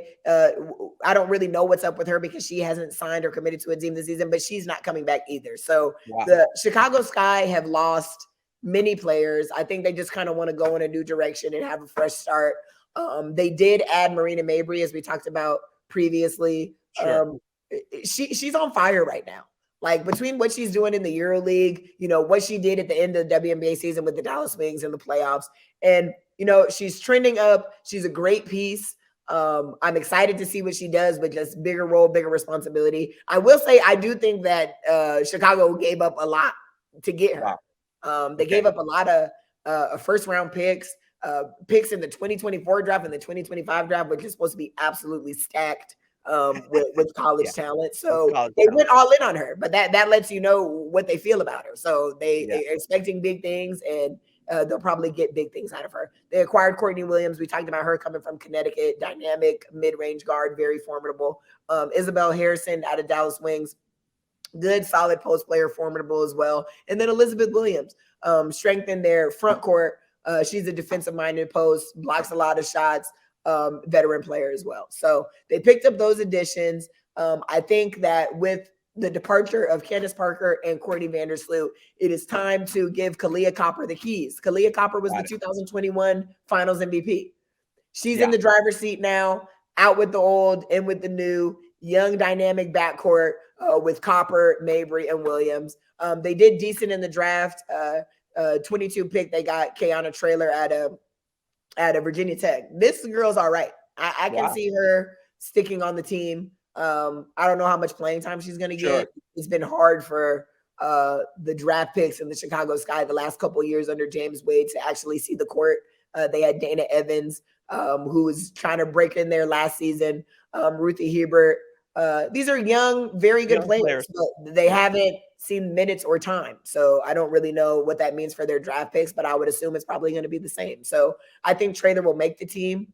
They also had the number 35 pick out of Middle Tennessee. Malashka. It's going to be difficult for her, but maybe there's opportunity. And I see Chicago Sky being in the playoffs, but I don't really know if they're going to reach the finals like they did last season with the departure of all those players. Gotcha. Before we talk about with our guest, Rebekah Gardner from the Chicago Sky, there's 2 teams left to talk about. They're kind of the teams that have gotten a lot of off-season publicity. You could probably figure out who they are now, but go ahead and first talk about the New York Liberty. Yeah, New York Liberty, super team, immediate contender after their season acquisitions. They have a young star in Sabrina Ionescu, who is on the rise and really started to figure it out last season, especially when they moved her off the ball, let her play the 2. After that, it was kind of triple-double after triple-double after triple-double. So she's on the rise. Nike just gave her a shoe deal. The Sabrina 1's going to be dropping any month now. So shout out to her, but they acquired Jonquel Jones. I told you, former MVP out of Connecticut Sun. They acquired the best player in the league, in my opinion, and Breanna Stewart from the Seattle Storm. They got Courtney Vandersloot from the Chicago Sky, arguably the best point guard in the WNBA. And then Kayla Thornton, supreme athlete, defensive mind. When you pick up players like this, you have no choice but to be in the mix for a championship. Yeah.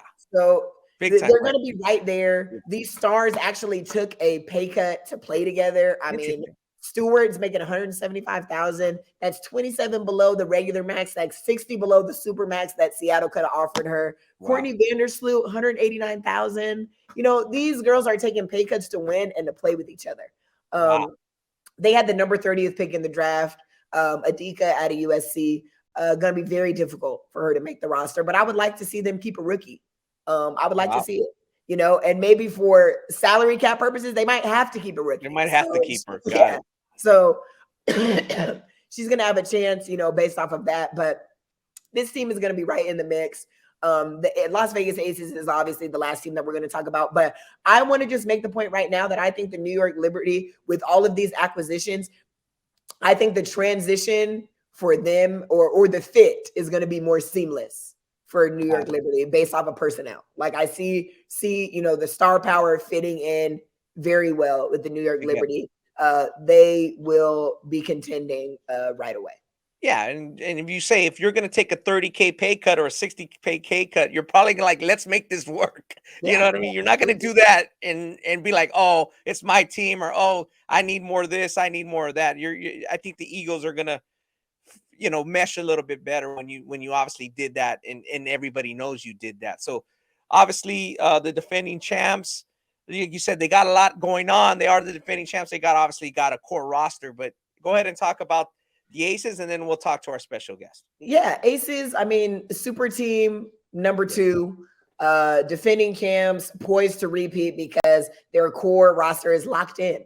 They've locked in Wilson, Plum, Young, and Gray for the next couple seasons. So, that alone is a team that's going to be a force to reckon with. And then they add Candace Parker, who, is a arguably GOAT of the WNBA in her own right. So you add Candace Parker, you add a defensive-minded player, a very respected vet, and Alicia Clark to the roster. You do lose De'Erica Hamby, who was 6th Man of the Year and All-Star. But I just feel like they have too much. Like how do you want it? They got Candace, Asia, Kelsey. Like they're going to be a force to reckon with. I'll be very interested to see how the pieces fit. I know their front office is a little bit under fire right now with the Hamby trade, and also the whole accusations of paying under the table to acquire Candace Parker. So it'll be very interesting, to see. I think we're gonna have more off court, questions than to me, honestly, with them being in Vegas, like that's par for the course. Like Vegas, this is something about it. People are gonna want to play here. But it's like there's distractions, it's a great destination. But yeah, it seems like they got some work to do. My question would be is can Chelsea Gray play to that level again? That's what, she played lights out last year. Oh, no, absolutely. Chelsea Gray, between her and Courtney Vandersloot, are the best point guards in the league. I'm interested with the Aces to just see how the pieces are going to fit. Like, I feel like sometimes less is more. You add Candace, who's a dominant personality, a dominant, force on the court, but she did say on the Draymond Green podcast that she's at a place in her career where she doesn't want to do everything. So she jumped to a team where she can surround herself with players that are going to, do a lot more than she would have to do if she had a bigger role on, say with the Chicago Sky. So, she's claiming that this is what she wanted. So I want to see if, it works out that way when they start playing games.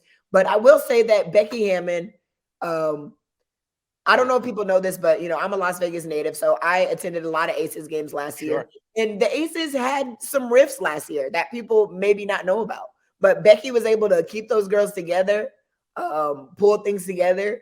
And obviously they won the championship. So they're going to have a chance to win the championship this year as well. So we will see what happens. Yeah, definitely. Obviously, they got those two teams got a lot of offseason publicity with all the moves, but those are the ones that the average, casual fan probably saw or paid attention to the most. But and the casual fan should obviously know Rebekah Gardner's story a little bit more. So let's go to our interview with Rebekah Gardner of the Chicago Sky. It's a terrific story in the WNBA, and hopefully there's more stories like this in the future that are out there and being told. Yes. Now we're welcome our special guest on our W preview, Rebekah Gardner of the Chicago Sky. Rebekah, how are you doing? Welcome to the show. Hey, I'm doing well. Thank you guys for having me. Of course, Beck. We're very happy to have you with us today. We're just going to get right to it. Tell our viewers where you are right now and what team you're playing for. Right now, I am in Girona, Spain, and I'm playing for Spar Girona. This is my second year here, and we're heading toward the end of the season, getting ready for playoffs. Nice. How's that going? Are you guys right in the thick of it? Are you in first place, second place? Right now we're in third place. We have a big tournament called the Queen's Cup. It's the Spanish Cup that's coming up, so that's what we're kind of getting ready for right now. And then Yeah, and then the playoffs start end of April. So yeah, we're just trying to get ready for both of those things right now. Got you. Let's take it back a little bit. Bekah, as a California native, you attended UCLA. You had an amazing career after you came from Ayala, Chino Hills. Was it always in your plans to be a Bruin? Obviously, you were highly recruited, and to pursue a professional career. Could you see that coming out of Ayala when you were graduating? Yeah, honestly, starting out at Ayala, I didn't even know the whole college. I wasn't even looking that far ahead, but as sophomore and junior started coming around and college coaches started coming around too, like college started to be in my like eyesight. Yeah. And yeah, my dad used to take me to UCLA games like since I was little. So once I got a letter from them, it was kind of like, okay, yeah, that's where I want to go. And I didn't end up taking any other visits or anything like that. It was just as soon as UCLA, yeah, as soon as they called, or I think back then they sent letters, but yeah, that was a while ago. It was like, Yeah. I don't even know how long ago that It was a wrap, basically. Once they send you the letters, it was a wrap, basically. Exactly. I got you. So at that time, like you said, you didn't really see that as a young girl that you're going to play WNBA or anything like that. But who did your pattern your game at after you got serious, and how would you describe yourself as a player? Who did I pattern my game at? I would say, I grew up as a big Lakers fan. I'm from close to LA. LA people wouldn't say I'm from LA, but I'm from that area. from the Empire, yeah. But I mean, it might be cliche to say Kobe, but honestly, like I really love his game, and like I said, I grew up watching him play. Sure. And just like the work that he put in, and just how skilled he was, like it kind of like motivated me to do that same thing. So I definitely looked up to Kobe for sure. Okay, I could see the Mamba and Beck. Yeah, we were teammates.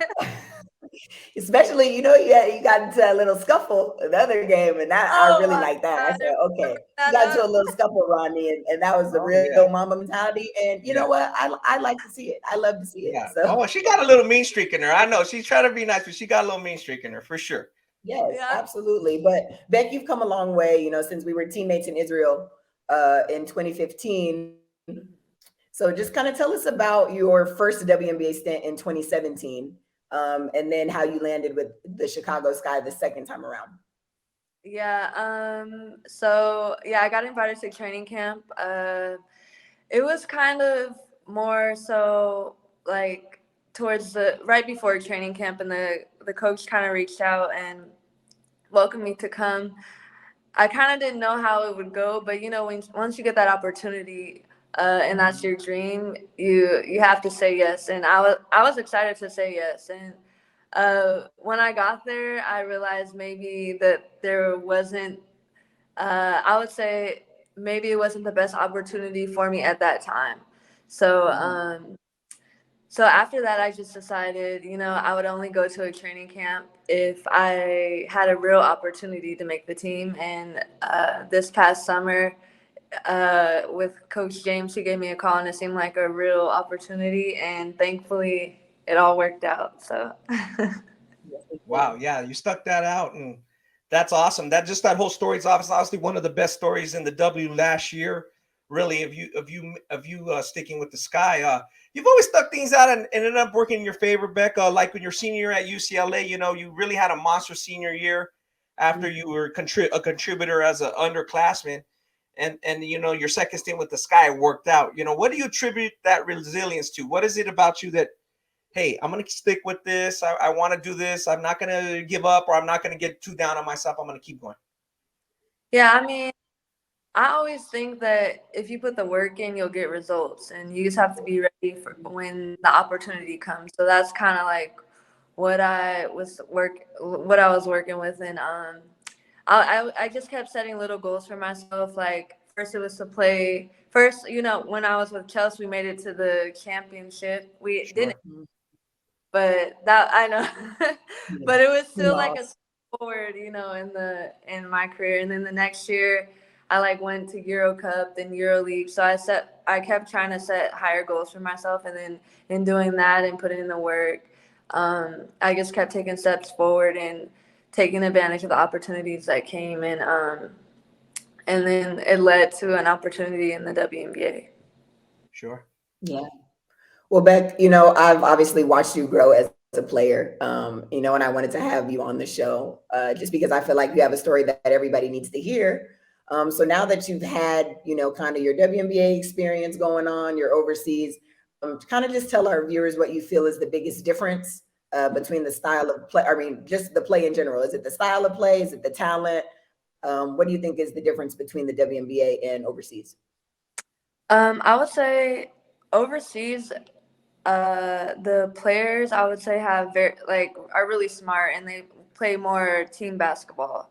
And WNBA, everyone's like more athletic and individually skilled. That's a big difference. And the biggest rule that kind of like shocked me was the 3-second rule in the paint. Like when I first got there, or even coming back overseas, I would say like I would never now be in help side because I'm so used to the defensive 3-second rule and stuff like that. And even get into the paint, so it's a lot, like it's not easy, but it's definitely easier like in the WNBA just because there's no one there. So for me, that was like the biggest adjustment. And then the athleticism of the players. It's almost like everyone's just as fast and like big as you. So that was a big adjustment too. Well, you really found your niche in the league as a defender. You know, you're really scrappy on the defensive side of the ball. Who do you feel has been the hardest for you to guard in the WNBA based off of this, you know, amazing season that you had? The hardest, I would say, 2 players stick out to me. And there would be Kelsey Mitchell and Kelsey Plum, just because they're very, they're both 50, and so I have to try to like use my length, but they're so quick, it's tough. And sometimes I'm worried about my ankles, but but I try to tighten my shoes tight, and so that they don't get me. So, but they're both great players and definitely tough to guard for sure. Yeah, I can see that. Do you feel like your overseas experience has prepared you to kind of step in and help a WNBA team right away? You talked about how James Wade discovered you. You know, I know that he was over there watching Kalia Copper play. She was in the same league. You're, you know, matching up against her all the time, and that's kind of, you know, how he found you. Do you think that that overseas experience just allowed you to step right into, and so you were already guarding a WNBA caliber, you know, guard all the time? Yeah, well, definitely playing against the WNBA players get you ready for it. I mean, it gives you a good level to measure yourself up against the other players, but also playing in EuroLeague, I felt like was a much higher level than I've played at in Europe in any other country or any other league. So I would say EuroLeague and the competition and like the intensity of EuroLeague was almost, it definitely got me ready. It was almost equivalent to the type of intensity that was in the WNBA. So that year that I had definitely prepared me. Got you. Rebekah, put you on the spot a little bit. You're talking about intensity. You know, obviously you were teammates with Chelsea at Ramadan. Now does she have real game? Let's just be the truth. Let's get some real. Does Chelsea have real game? And how tough of a check is she? I want to know a little bit about that. When you're like in camp, you're like, oh, I got this girl. Hype me up. Hype me up, sis. I would say, I always tell Chelsea this, but she is my favorite point guard of everyone that I've played with. So she already knows that. So, and I think, yeah, sure that even I average the most points playing with Chelsea because she knows like how to get you the ball right at the right time.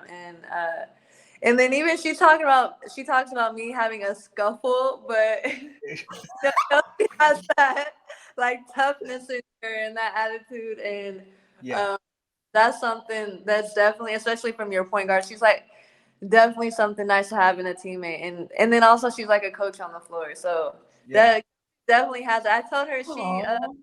she should be the next 32-year-old rookie this year in the WNBA. Yeah, she does that. No, I'm gonna let you have. I'm gonna let Beck keep that record because she's incredible. I'm gonna let you have that one. Yeah, speaking of that, Rebekah, just you're named the WNBA All Rookie Team at 32. And just that speaks for itself. I don't have to say much about that. But can you imagine not just that your first year was going to play out like this with the Sky, but what does like Rima think? What do your parents think? Like, wow, like your friends, like, what? You're like all rookie now. Like, what do people think now that obviously you've been out of UCLA close to pretty much 10 years? Yeah. They're all like I always tell people that it's been a surreal experience, but as far as like my family and friends, I would say they were and still are like more excited than I am. So Sure. it's like nice to see their like reactions, and like even when I got to play in front of them in LA, it was definitely a feeling that like I will never forget for sure. Oh yeah. I bet you had a lot of family members and friends at the Staples Crypto for that game. Mm-hmm. Did you guys play the Sparks once at Staples Crypto or twice? Twice last year. Mm-hmm. Wow. Did you have good games? Yes, Yeah. did.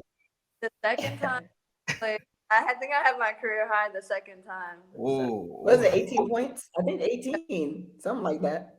Yeah. Yeah. Oh, you were locked in then. You were ready to go. That makes sense. Yeah.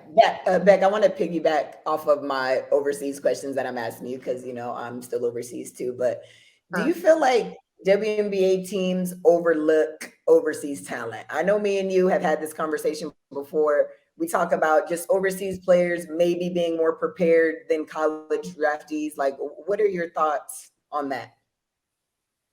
Yeah, I would have to agree with that for sure. I mean, we both know, like, even in Israel when we first started out, like, the first few years and even the competition we would play against, I would say, like, we were just as prepared or ready as some of the other girls, but there's a limited amount of spots, so it's tough. So I understand, like, as far as like there's not enough spots, but I would say like me, for an example, is a testament for, like you said, that maybe some experienced overseas players would be a better option than some of the young players coming out. But then it's like, they might have potential and stuff like that. So it's tough. It's tough for the coaches and with the limited roster spots. I wish a lot of people ask me about roster expansion and team, and I feel like that would be great because there are so many talented players that are not in the WNBA. So hopefully, I know they're talking about it, but hopefully that's something that really happens in the near future. Yeah, I think they're definitely working on that. But I'm just happy that you got your spot. And when you made it, I feel like we all made it back. So But you are hopefully, you are, doing it. So I'm very happy. And just to wrap this up really quick though, we gotta talk WNBA just real quick.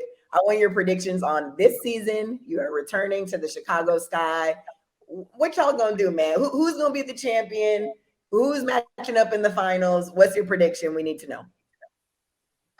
okay, so first question you said, wait. First question Predictions for the season. Who do you see? What is the finals matchup and the champion that you predict? And how is your team going to perform? Okay, so let's start with how I think Chicago is going to perform. We'll start there. Um, I'm excited because we have a lot of different new pieces, and we have I feel like the players that we have like a toughness about them. So we're definitely going to be hard to play against, and I think a lot of people are underestimating us, and that's kind of something that like we can like take in and kind of surprise a lot of people. So I'm definitely looking forward to how the new pieces are gonna work together. And then at the finals matchup, you said Yes. There's some super teams in the league, Beck. Y'all can take them down. Be real. Hey, Chicago and this team. I mean, how do you feel? I think that first of all, you're right. There's super teams, but sometimes it's not about the team with the best players. It's the team that plays together the best. So, I'm always gonna rock with Chicago. So definitely Chicago. I feel like if we'll get like the great team chemistry together, like we're gonna be like I said, people are underestimating us, but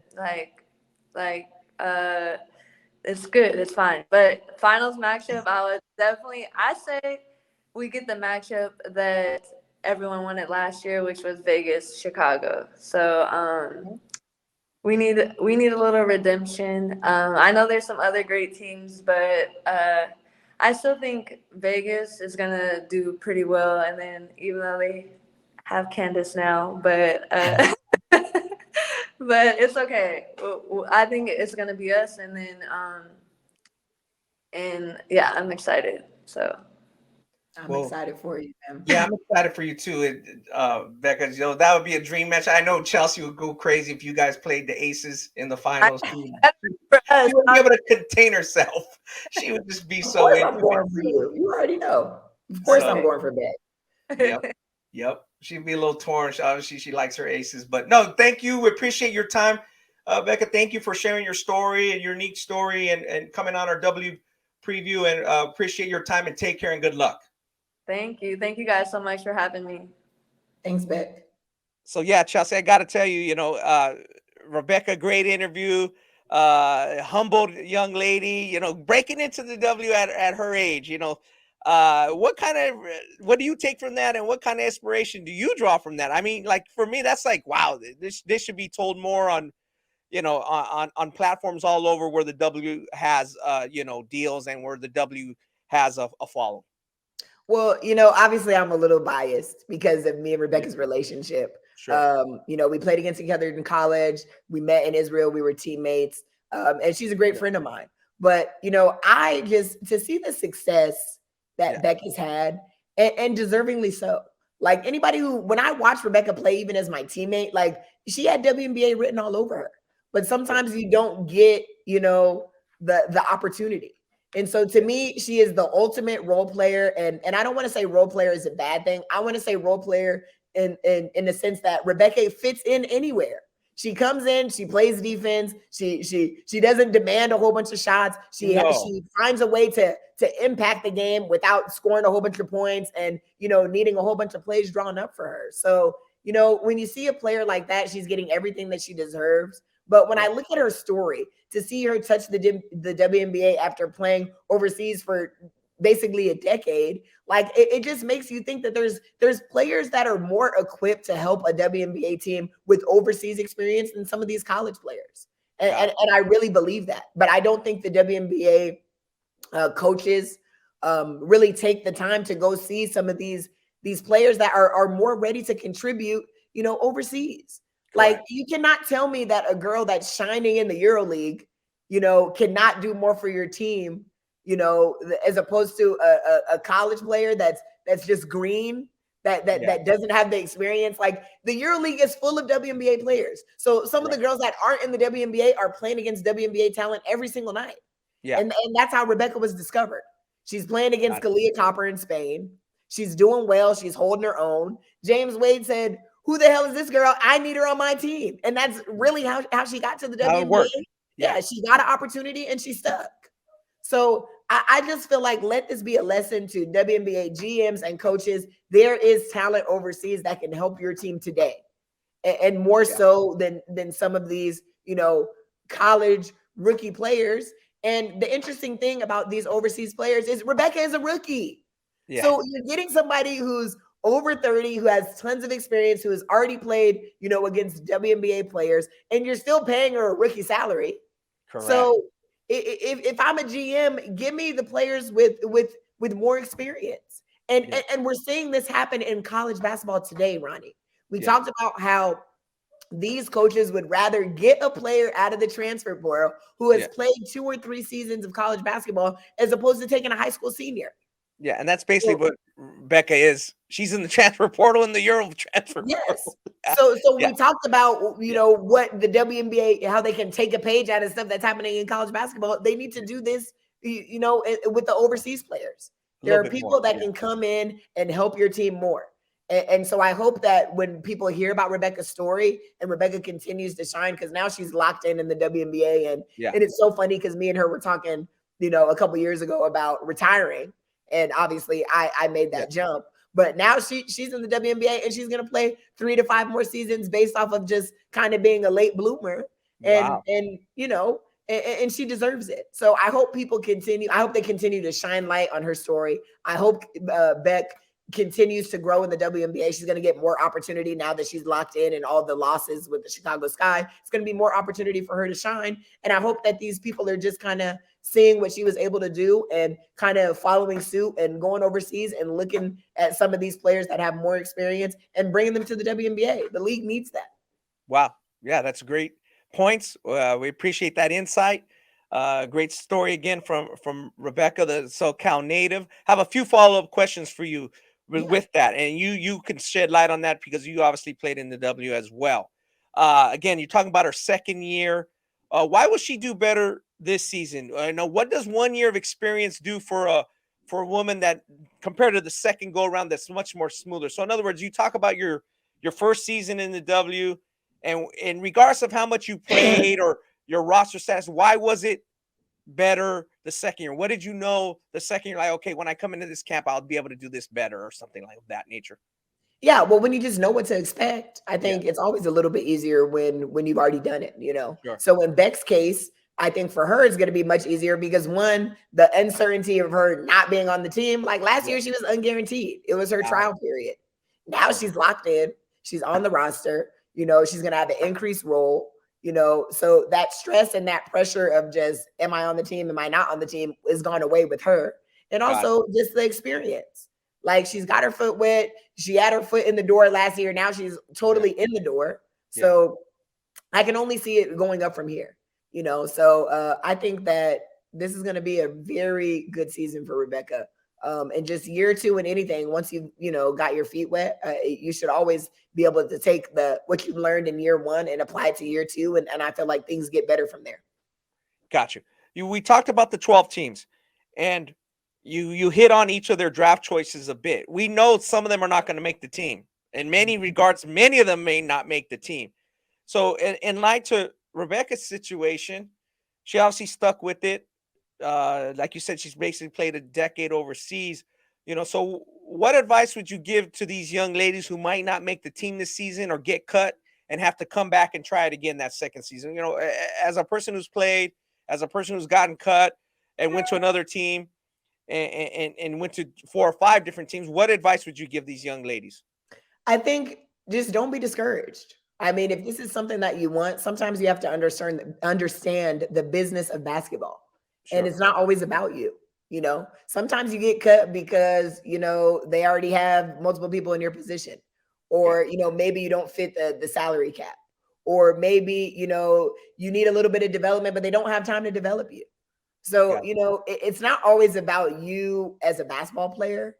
So I just encourage these young girls to put their head down, go overseas, which is honestly the best place anyway, because you really get to get your game off. You know, a lot of the stuff that you're going to do overseas, you're not going to be allowed to do in the WNBA. The WNBA is really about being the ultimate role player, unless you're Breanna Stewart, you know, or Asia Wilson or one of those type of players. So it's all about fitting a role and a need, and it's all about opportunity.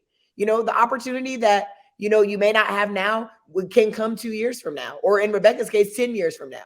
You never know. So it's just kind of one of those things that you have to put your head down. And if it's something that you want, understand that it's hard. It's a grind, man. Gotcha. Overseas is a grind. WNBA is a grind. It's cutthroat. It's not, you know, meant to be easy for most players, and it won't be easy. So it's just about not being discouraged and just being ready for the next opportunity whenever it comes. Got you. Again, great story on her. Let's close on this part of the show, and we'll get to the draft. Prediction time. Just some highline predictions, Chelsea. Who has a career year this year? You know, who's just going to break out and have a career year? You know what? I have to say Jewel Lloyd. I mean, everybody in the league knows Jewel Lloyd. She's very highly respected as a player and just talent. But I want to see her. I want to see her take over the reins. The team be all about her, and she be the focal point.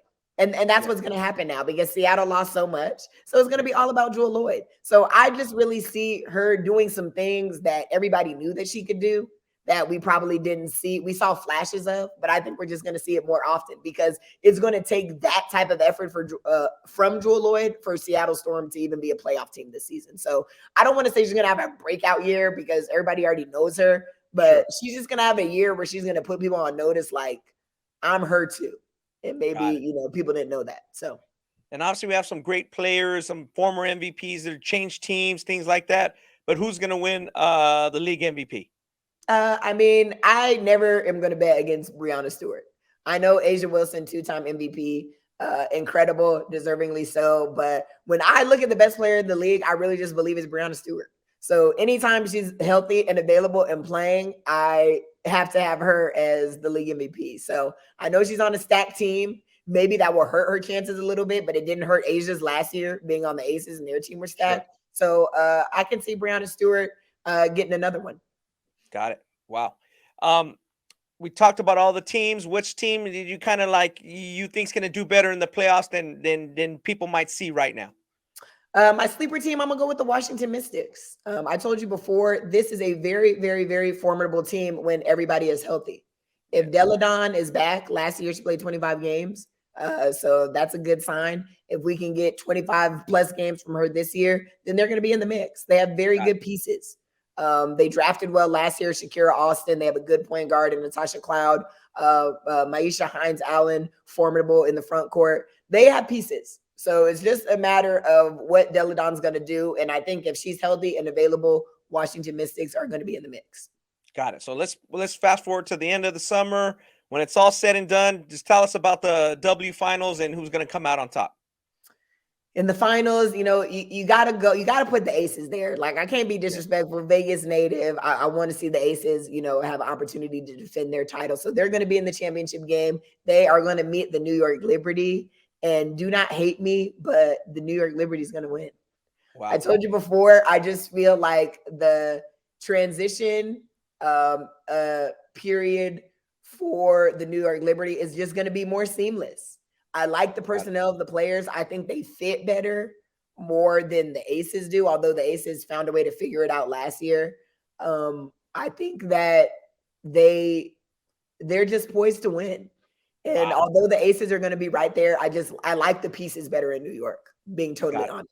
So yeah, the way they mesh and the way they fit makes sense. So yeah, that's a great input. We appreciate, Chelsea, that you took the time to dig in deep and we learned a little bit more. I hope everybody, tunes in again. Special WM episode. Again, we talked about the W. It's strong. It needs some work. We obviously talked about the marketing and a few things like that. We've talked about that before. It's not like this is something new. We've talked about it a lot over the last year as we previewed the league last year going into this year. Obviously, I think I'll be honest with you, Chelsea. For the first time ever, it's one thing to know about women's basketball. I like basketball. I like all good basketball. Doesn't matter. High school, college, pro. I watch college basketball. I've been watching college girls basketball for as long as I've been watching boys. For as Dawn Staley, I remember her at Virginia. You talked about it. You joked about people still talk about Lisa Leslie. That kind of thing. Like So, but to be honest with you, it's different when you're watching it. Just because you're watching it and you're like, oh, it's on TV. That wasn't the case this year. Like, I had dudes telling me, we were talking about San Diego State, and he's like, Ronnie, I got to go. I'm going to go watch Iowa versus, LSU. Like, bro, I'm not going to miss it. I'm not going to I'm not going to the liquor store. I'm not going to the supermarket. I'm not listening to it or having it in the background. Like, I'm going to watch it. Like, I'm looking forward to it, the anticipation. I think for a lot of men, this is the first time that's happened. Whether it's Caden Clark, whether it's both, like, I'm being honest, I'm going to sit down and watch the shit. I ain't going to just I watched it, Chelsea, it was pretty cool. Like, everybody watched it. So based on that, there's going to be a lot of attention to the college game. And then that subsequently, there's going to be a lot of attention in next year's draft. I'm sure it's going to carry over. So, let's talk about the draft real quick. You can just kind of give us who do you think your winners of the draft are, and first before you get into that, do you agree with my assessment, or do you think people it's just growing slowly, or like this has really hit a point where like there's just much more interest? I totally agree with you. The interest level is very high. Yeah. You can pinpoint different reasons as to why, Yeah. but we'll take it. WNBA, women's basketball, we need all the publicity that we can get. Sure. WNBA, ride this wave, like I told you, work on these marketing strategies, and hopefully we have good carryover. And that's what we're hoping for.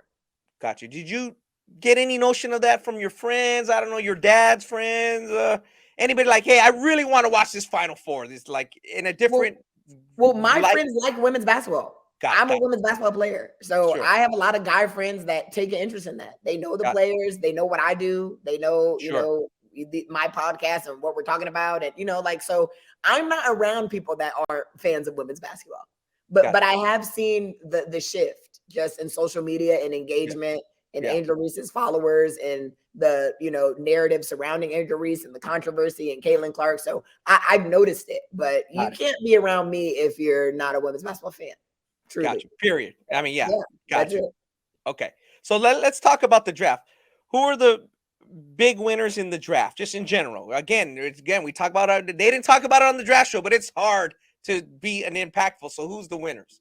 Yeah, we spoke about this when we just kind of did the team rundown. Yeah. I like what the Atlanta Dream did. I think if I had to pick one team, I feel like they're a draft winner. They had three picks that I feel like can be impact players right away.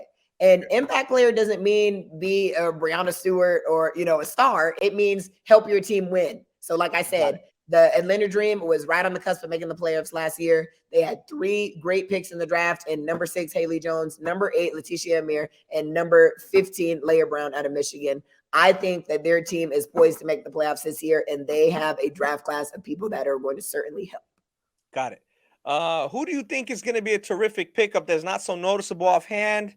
Obviously not a sleeper or a person late in the draft, but just the right pick at the right spot. The right pick, which shout out to Atlanta Dream, was number 8, Letitia Amir. She came out of South Carolina, came off the bench. I was hoping that GMs and people were going to take notice of this girl because her kind of mock draft, she was kind of all over the place. But the Atlanta Dream got it right with her. And I'm going to tell you why. She's my favorite player in the draft. I love a player who can impact a game without scoring. And I believe Letitia Amir has the ability to score, but that was when she wasn't called upon to do at South Carolina. Their team was absolutely stacked. They had 5 girls that were drafted yesterday. But this girl, she has WNBA size, WNBA length. She is a great athlete. She can guard multiple positions. She can bring the ball up the court. She can pretty much do everything.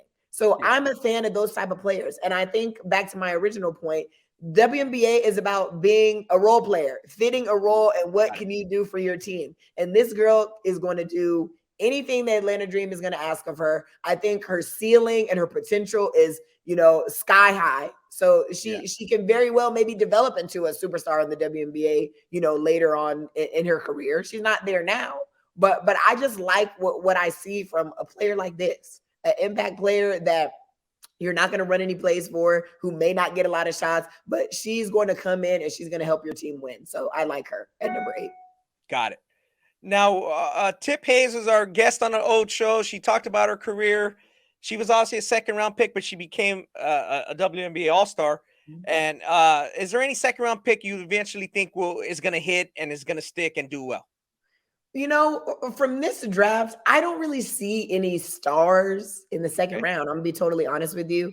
I do like Bria Bill out of South Carolina, the number 24 pick to Minnesota. I think she has good upside, especially as a defensive specialist in the WNBA.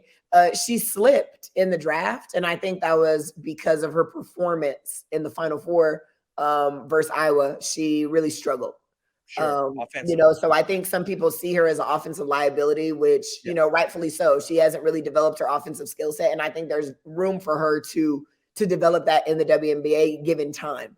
But I think as a defensive player, she reminds me a lot of Alicia Clark. who the Aces acquired. Just Sure. big, physical, strong body. I Right. don't think that she'll be able to guard like downhill, like super quick players like point guards in the WNBA, but I think she's going to be able to guard multiple positions. And I said it's all about fitting in and filling a role. Who doesn't want to take a player who just wants to come in and play defense? Yeah. So I feel like there's a place for her in the WNBA, and I feel like she can have a long-lasting career based on that alone. But she will have to develop more of an offensive skill set, so she's not a liability on the floor, and that's gonna kind of dictate the trajectory of her career. So I need to see her get better, but I think as a defensive player, she can come in and provide good minutes right away. Gotcha. Who's your early line favorite for Rookie of the Year? You know, I'm a hugely a Boston fan, but right now, when I think of WNBA ready, I see number 2 pick Diamond Miller coming in for the Minnesota Lynx. Like I said, they don't really have a true identity right now. They're kind of in rebuild mode since all of their, dynasty players left, especially, Sylvia Fowles being the last one. She retired in 2022. So there's a place for Diamond Miller to come in and hit the floor running. She is the most WNBA ready in terms of body, athleticism, skill set, and what she can provide.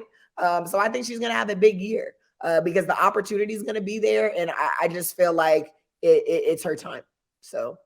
Got it.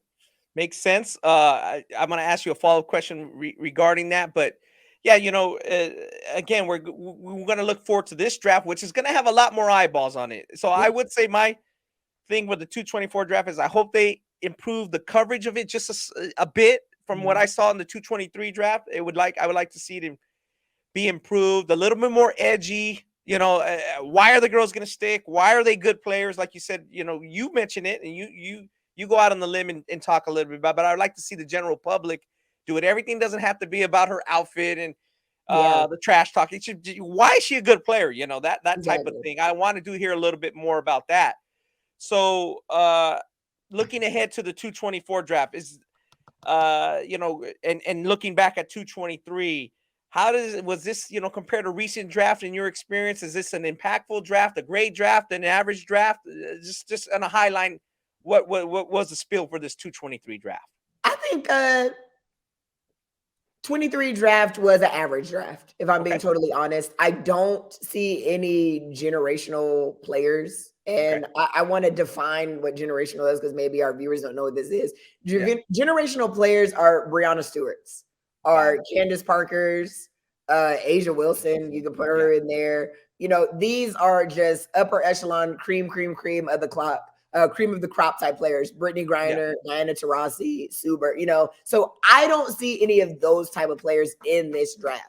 But I do see some future all-stars and probably Diamond Miller or Leah Boston who can come in and, establish themselves in this league. And I see a lot of role players that are going to come in and make an impact that'll stick on teams and have formidable WNBA careers. So I want to say that this draft is average at best because it's just not stacked with generational type talent. Like even my draft after sitting out in San Diego State, I wasn't drafted. I was on the draft board. But, we had Deladon, Skylar, and Brittany in our draft. They were going to hit. Yeah, they were probably going to hit. Yeah. Was that the order? Say it again. Was that the order? Those 3 girls, that was that order? I can't remember the order. I think Skylar went 3. I think it Brittany, Deladon, Skylar. I think that's what it was. But I'm just saying, like, that was a generational draft. They had 3 players in that draft that, were probably going to be stars. Exactly. So I don't see that with this draft, but I think that it's still going to be formidable. And then I think in 2024 and 2025, man, people better get ready because Caitlin Clark is coming out, probably going to be the number 1 pick. After that, Paige sat out this year. So 2025, we got Paige. We got Angel. Like, there's some players that's coming. So this is exciting. Everybody be ready. Like, strap in, follow the WNBA, follow college. Women's basketball is spinning up and doing great things. So Brittany and Deladon. Real quick, I'm pretty sure they'd be the number 1 pick in this draft. So would Skylar have been taken over Leah Boston? Would you take it, or is it right in there? Right in that. I think. I don't know because sometimes I think it's fit. It's fit. Yeah. And Skylar, like I said, her first year she really struggled in the WNBA. Like if we're being totally honest, she would have got cut if she was anybody else. But she was the number 3 pick. and they waited on her to develop. And then by year 2, boom, it was on. And, She you know, was on. ever since Okay. then, it's been all-star, 25 points a game. You know, she's been on a tear, and she's had 2 kids. Figured it out. Yeah. Got it. So, you know, she's exceptional. But Brittany, absolutely. Deladon, absolutely. Like, They would have been you number know, 1 picks. yeah, like it wouldn't even be close. So I know Aaliyah Boston was the undisputed number 1 pick, and deservingly so. And like I said, I'm very excited for her to have single coverage and show people like I am a great player. We saw she was a great player in college, but it was a lot of junk defenses. So it's going to be a breath of fresh air for her. You know, but like I said, I just don't see any generational players in this draft. So I hope I'm wrong. You know, Might be wrong, but this is my unbiased, honest assessment. Yeah, so, correct. And you might not be wrong. So I mean, that's truthful too, because you know, as we talk about that, you know, again, I talk about capitalizing on this popularity. I've mentioned before, I don't want to beat a dead horse. So my thing is that I wanted to talk a little bit more about, before we close, is with all this talk, oh, she's an idiot, and all these dumb comments about Angel Reese. You know, oh, Clayton Clark, she was, did you see what she did in the Louisville game? And she did the same thing. Oh, she's just following up on that. That's all great and dandy, but I didn't hear enough about their games. I wish I would have heard a little bit more about their games, because people are going to want to watch them. So my question would be, is, you know, the season coming up, is it going to translate? Let's just look to the W224 draft. Is it going to translate for Clark and Angel Reese in the W? Again, I just highlight it. Yes or no? For Kaylin, it 100% is going to translate. Okay. And I want to say, you know, she's not going to get as many shots, obviously, because she gets to do whatever. But I look at her, and when I'm scouting her, I'm not looking at how many points she scores. I'm looking at how she scores. And the shot making ability that girl has, it's going to translate. That the shot making translates everywhere. She's an underrated passer. I know she gets triple doubles all the time, but she can really pass that thing. So that obviously translates. You know, I don't think she's going to be on the ball as much, which would be good because she's high turnover as well. You know, she's going to get you 10, 12 assists, but she's going to have 7, 8 turnovers too. So that'll be an adjustment period for her. But I see Caitlin as potentially being a generational type player. And I'm just being honest, because of just the star power and the shot making ability. I think she's an underrated athlete too, which you don't always see, you know, that, you know, you know, just like being honest, like just as a white player, you know, you don't always see them being exceptional athletes, but I think that she has a burst. She's shifty. She has a quick first step that's a little bit not talked about as much as it should be. So there is a place for her to be a star in the WNBA, in my opinion. Defense is going to be a question, you know? Yeah. She's going to have to work a little harder on defense because you're playing against great players at every position in the WNBA. So there's not really, you know, you don't get to rest on defense. Don't get to rest. I feel she rests, you know, in women's college basketball because she has such an offensive load. So, I mean, understandably so. So I think she'll have to improve in that area. As far as Angel goes, I think Angel has some work to do. I think that she's undersized. I think that she's going to have to develop. I think she's going to have to develop a skill set that maybe she can maybe shift over to the 3 a little bit more in the WNBA because she doesn't have the girth, the body to sustain with some of those girls down there, and she's shorter. And you know, and we saw, being honest, the struggle that she had going head to head with South Carolina and playing against that bigger front court of Aaliyah Boston and Cordoso. Cordoso's 6'7". Aaliyah Boston's a little undersized in her own right, but she's 6'4". So she struggled. She struggled with those bigger, taller, longer, stronger bodies. So there is certainly a place for Angel Reese in the WNBA. Don't misconstrue what I'm saying, but it's not going to be the smoothest transition for her. I will say that she has 2 years more of development. So, you know, maybe it will be a smooth transition when she's a senior. I don't know. But I'm talking about her game as of today. You know, she has some growing and development to do. And you know what I love about Angel is she said that I'm not ready for the WNBA. So, you know, she's not delusional. So if you're not delusional, you can be a great player. You have a chance. These players just have no idea. So she knows that she needs to grow. She knows that she needs to expand her game. She has 2 years to do that. She's going to be making a ton of money. You know, I hope that she can stay locked in on the basketball because It's a lot. Yeah, that is probably going to be the not hardest thing, but that's going to be the biggest transition for her. Yeah. You know, She's she's getting a mic shoved in her face now. every day. Yeah, but she's getting a lot of notoriety now, deservingly so, because she's a dominant college player. Yeah. But I don't see that dominance right away in the WNBA. So, you know, that's going to be, if she keeps the main thing, basketball, and keeps developing, then she's going to be a formidable WNBA player for sure. Got it. Yeah, that makes sense, because I was going to ask you to follow up about that, but you kind of answered that. Is when I watch her, because of her lack of girth or lack of big shoulders, big body, she does look a little shorter than 6'2", 6'3". Just on the she's not she's not 6'3" pushing 6'4". She's closer to 6'2". Yeah, you know what I mean. So and skinny, but supreme athlete. You know, that's what I'm saying. She can develop her skills, and she's gonna have to slide to the 3 a little bit, in my opinion. Okay, to improve her but shot. She has to get a shot right now. She can't shoot right now. Okay. So that has to be the first thing. So I think she should start with the mid-range, getting more comfortable turning and facing. And Asia Wilson developed that, and she's a master of the mid-range now. And Angel's gonna have to do that, because one, they're gonna make her shoot in the WNBA. She's not strong enough to bang. Yeah, so, she's just not gonna be banging. But with her athleticism, if she can, get her handle a little bit tighter, she already loves to grab the rebound and try to go coast to coast. So she get tighten that up a little bit. She's gonna be all right, but she has some work to do for sure.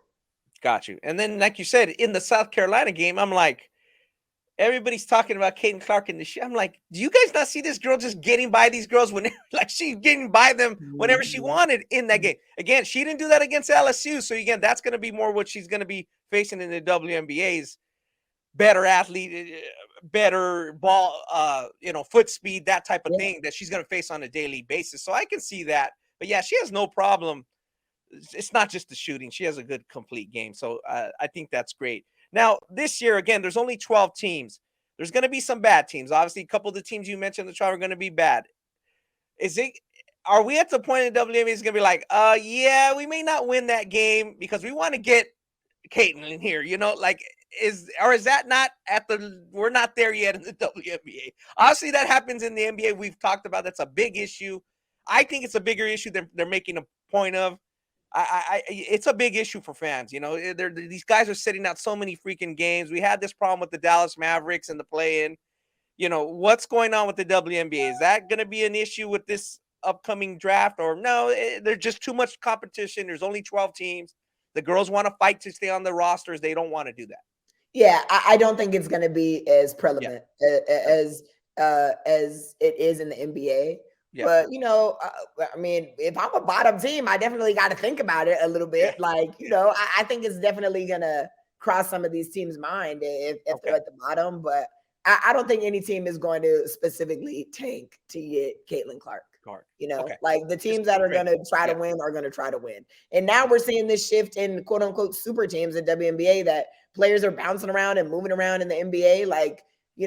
I honestly would like to see, this is just a little side note, but like a team like the Indiana Fever, who has all these draft picks and has all these young talent, they need to trade some of these players for a veteran player that can make their team formidable. That's what I think really needs to happen. I know nobody wants to play in Indiana, but Indiana won a championship.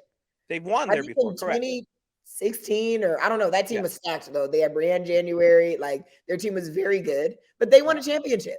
So not get rid of some of the young players as in cut them, but just move some of these picks around. If I'm Indiana, I wouldn't have drafted 5 or 6 girls. I would have traded 2 or 3 picks to get a formidable veteran player so my team can be competitive. Got it. So hopefully we'll see that happen. But I don't think anybody's going to tank for Caitlin. But if they're down there, they're going to have to raise a brow and think about it, because she's that good. Got you. And people want to see her again. We hope it carries over to wherever she plays. Maybe the Fever is the place she should play because it's close enough to Iowa. Again, I think there's some of that. I kind of hope she's not in the Connecticut Sun. That's just my opinion. Again, my fan opinion. Yeah, I hope she's somewhere near the Midwest. Chicago, Indiana is going to be in the mix to contend for a championship. So they probably won't have a draft pick that high to get her anyway. So probably not. Got it. Understood. So, I appreciate it. We appreciate people staying with us Chelsea, thank you. You covered a lot. You were talking a lot. I mean, you were Yeah. getting ready to get out of here. That was a lot. I know your voice. You need to get a little bit of some water and some rest. So thanks for people for tuning in to episode 159. Appreciate Rebekah Gardner coming on, taking her time in her busy schedule. And yeah, it's going to be a great season. I think as we go forward this season and then going into the college season is going to be the most anticipated college and W season ever. So hopefully everybody watches it. Again, thank you for tuning in. Again, me and Ani, we missed Ani this week. He obviously stood out. We went to the Final Four and down in Houston. We saw USA basketball. So go to ballislife.com to check that out. We put up a lot of stories lately. Obviously, we don't have time to go over them now, but go to ballislife.com and check it out. But for Ronnie Flores and Chelsea Hopkins, we're out of here. Thank you for tuning in.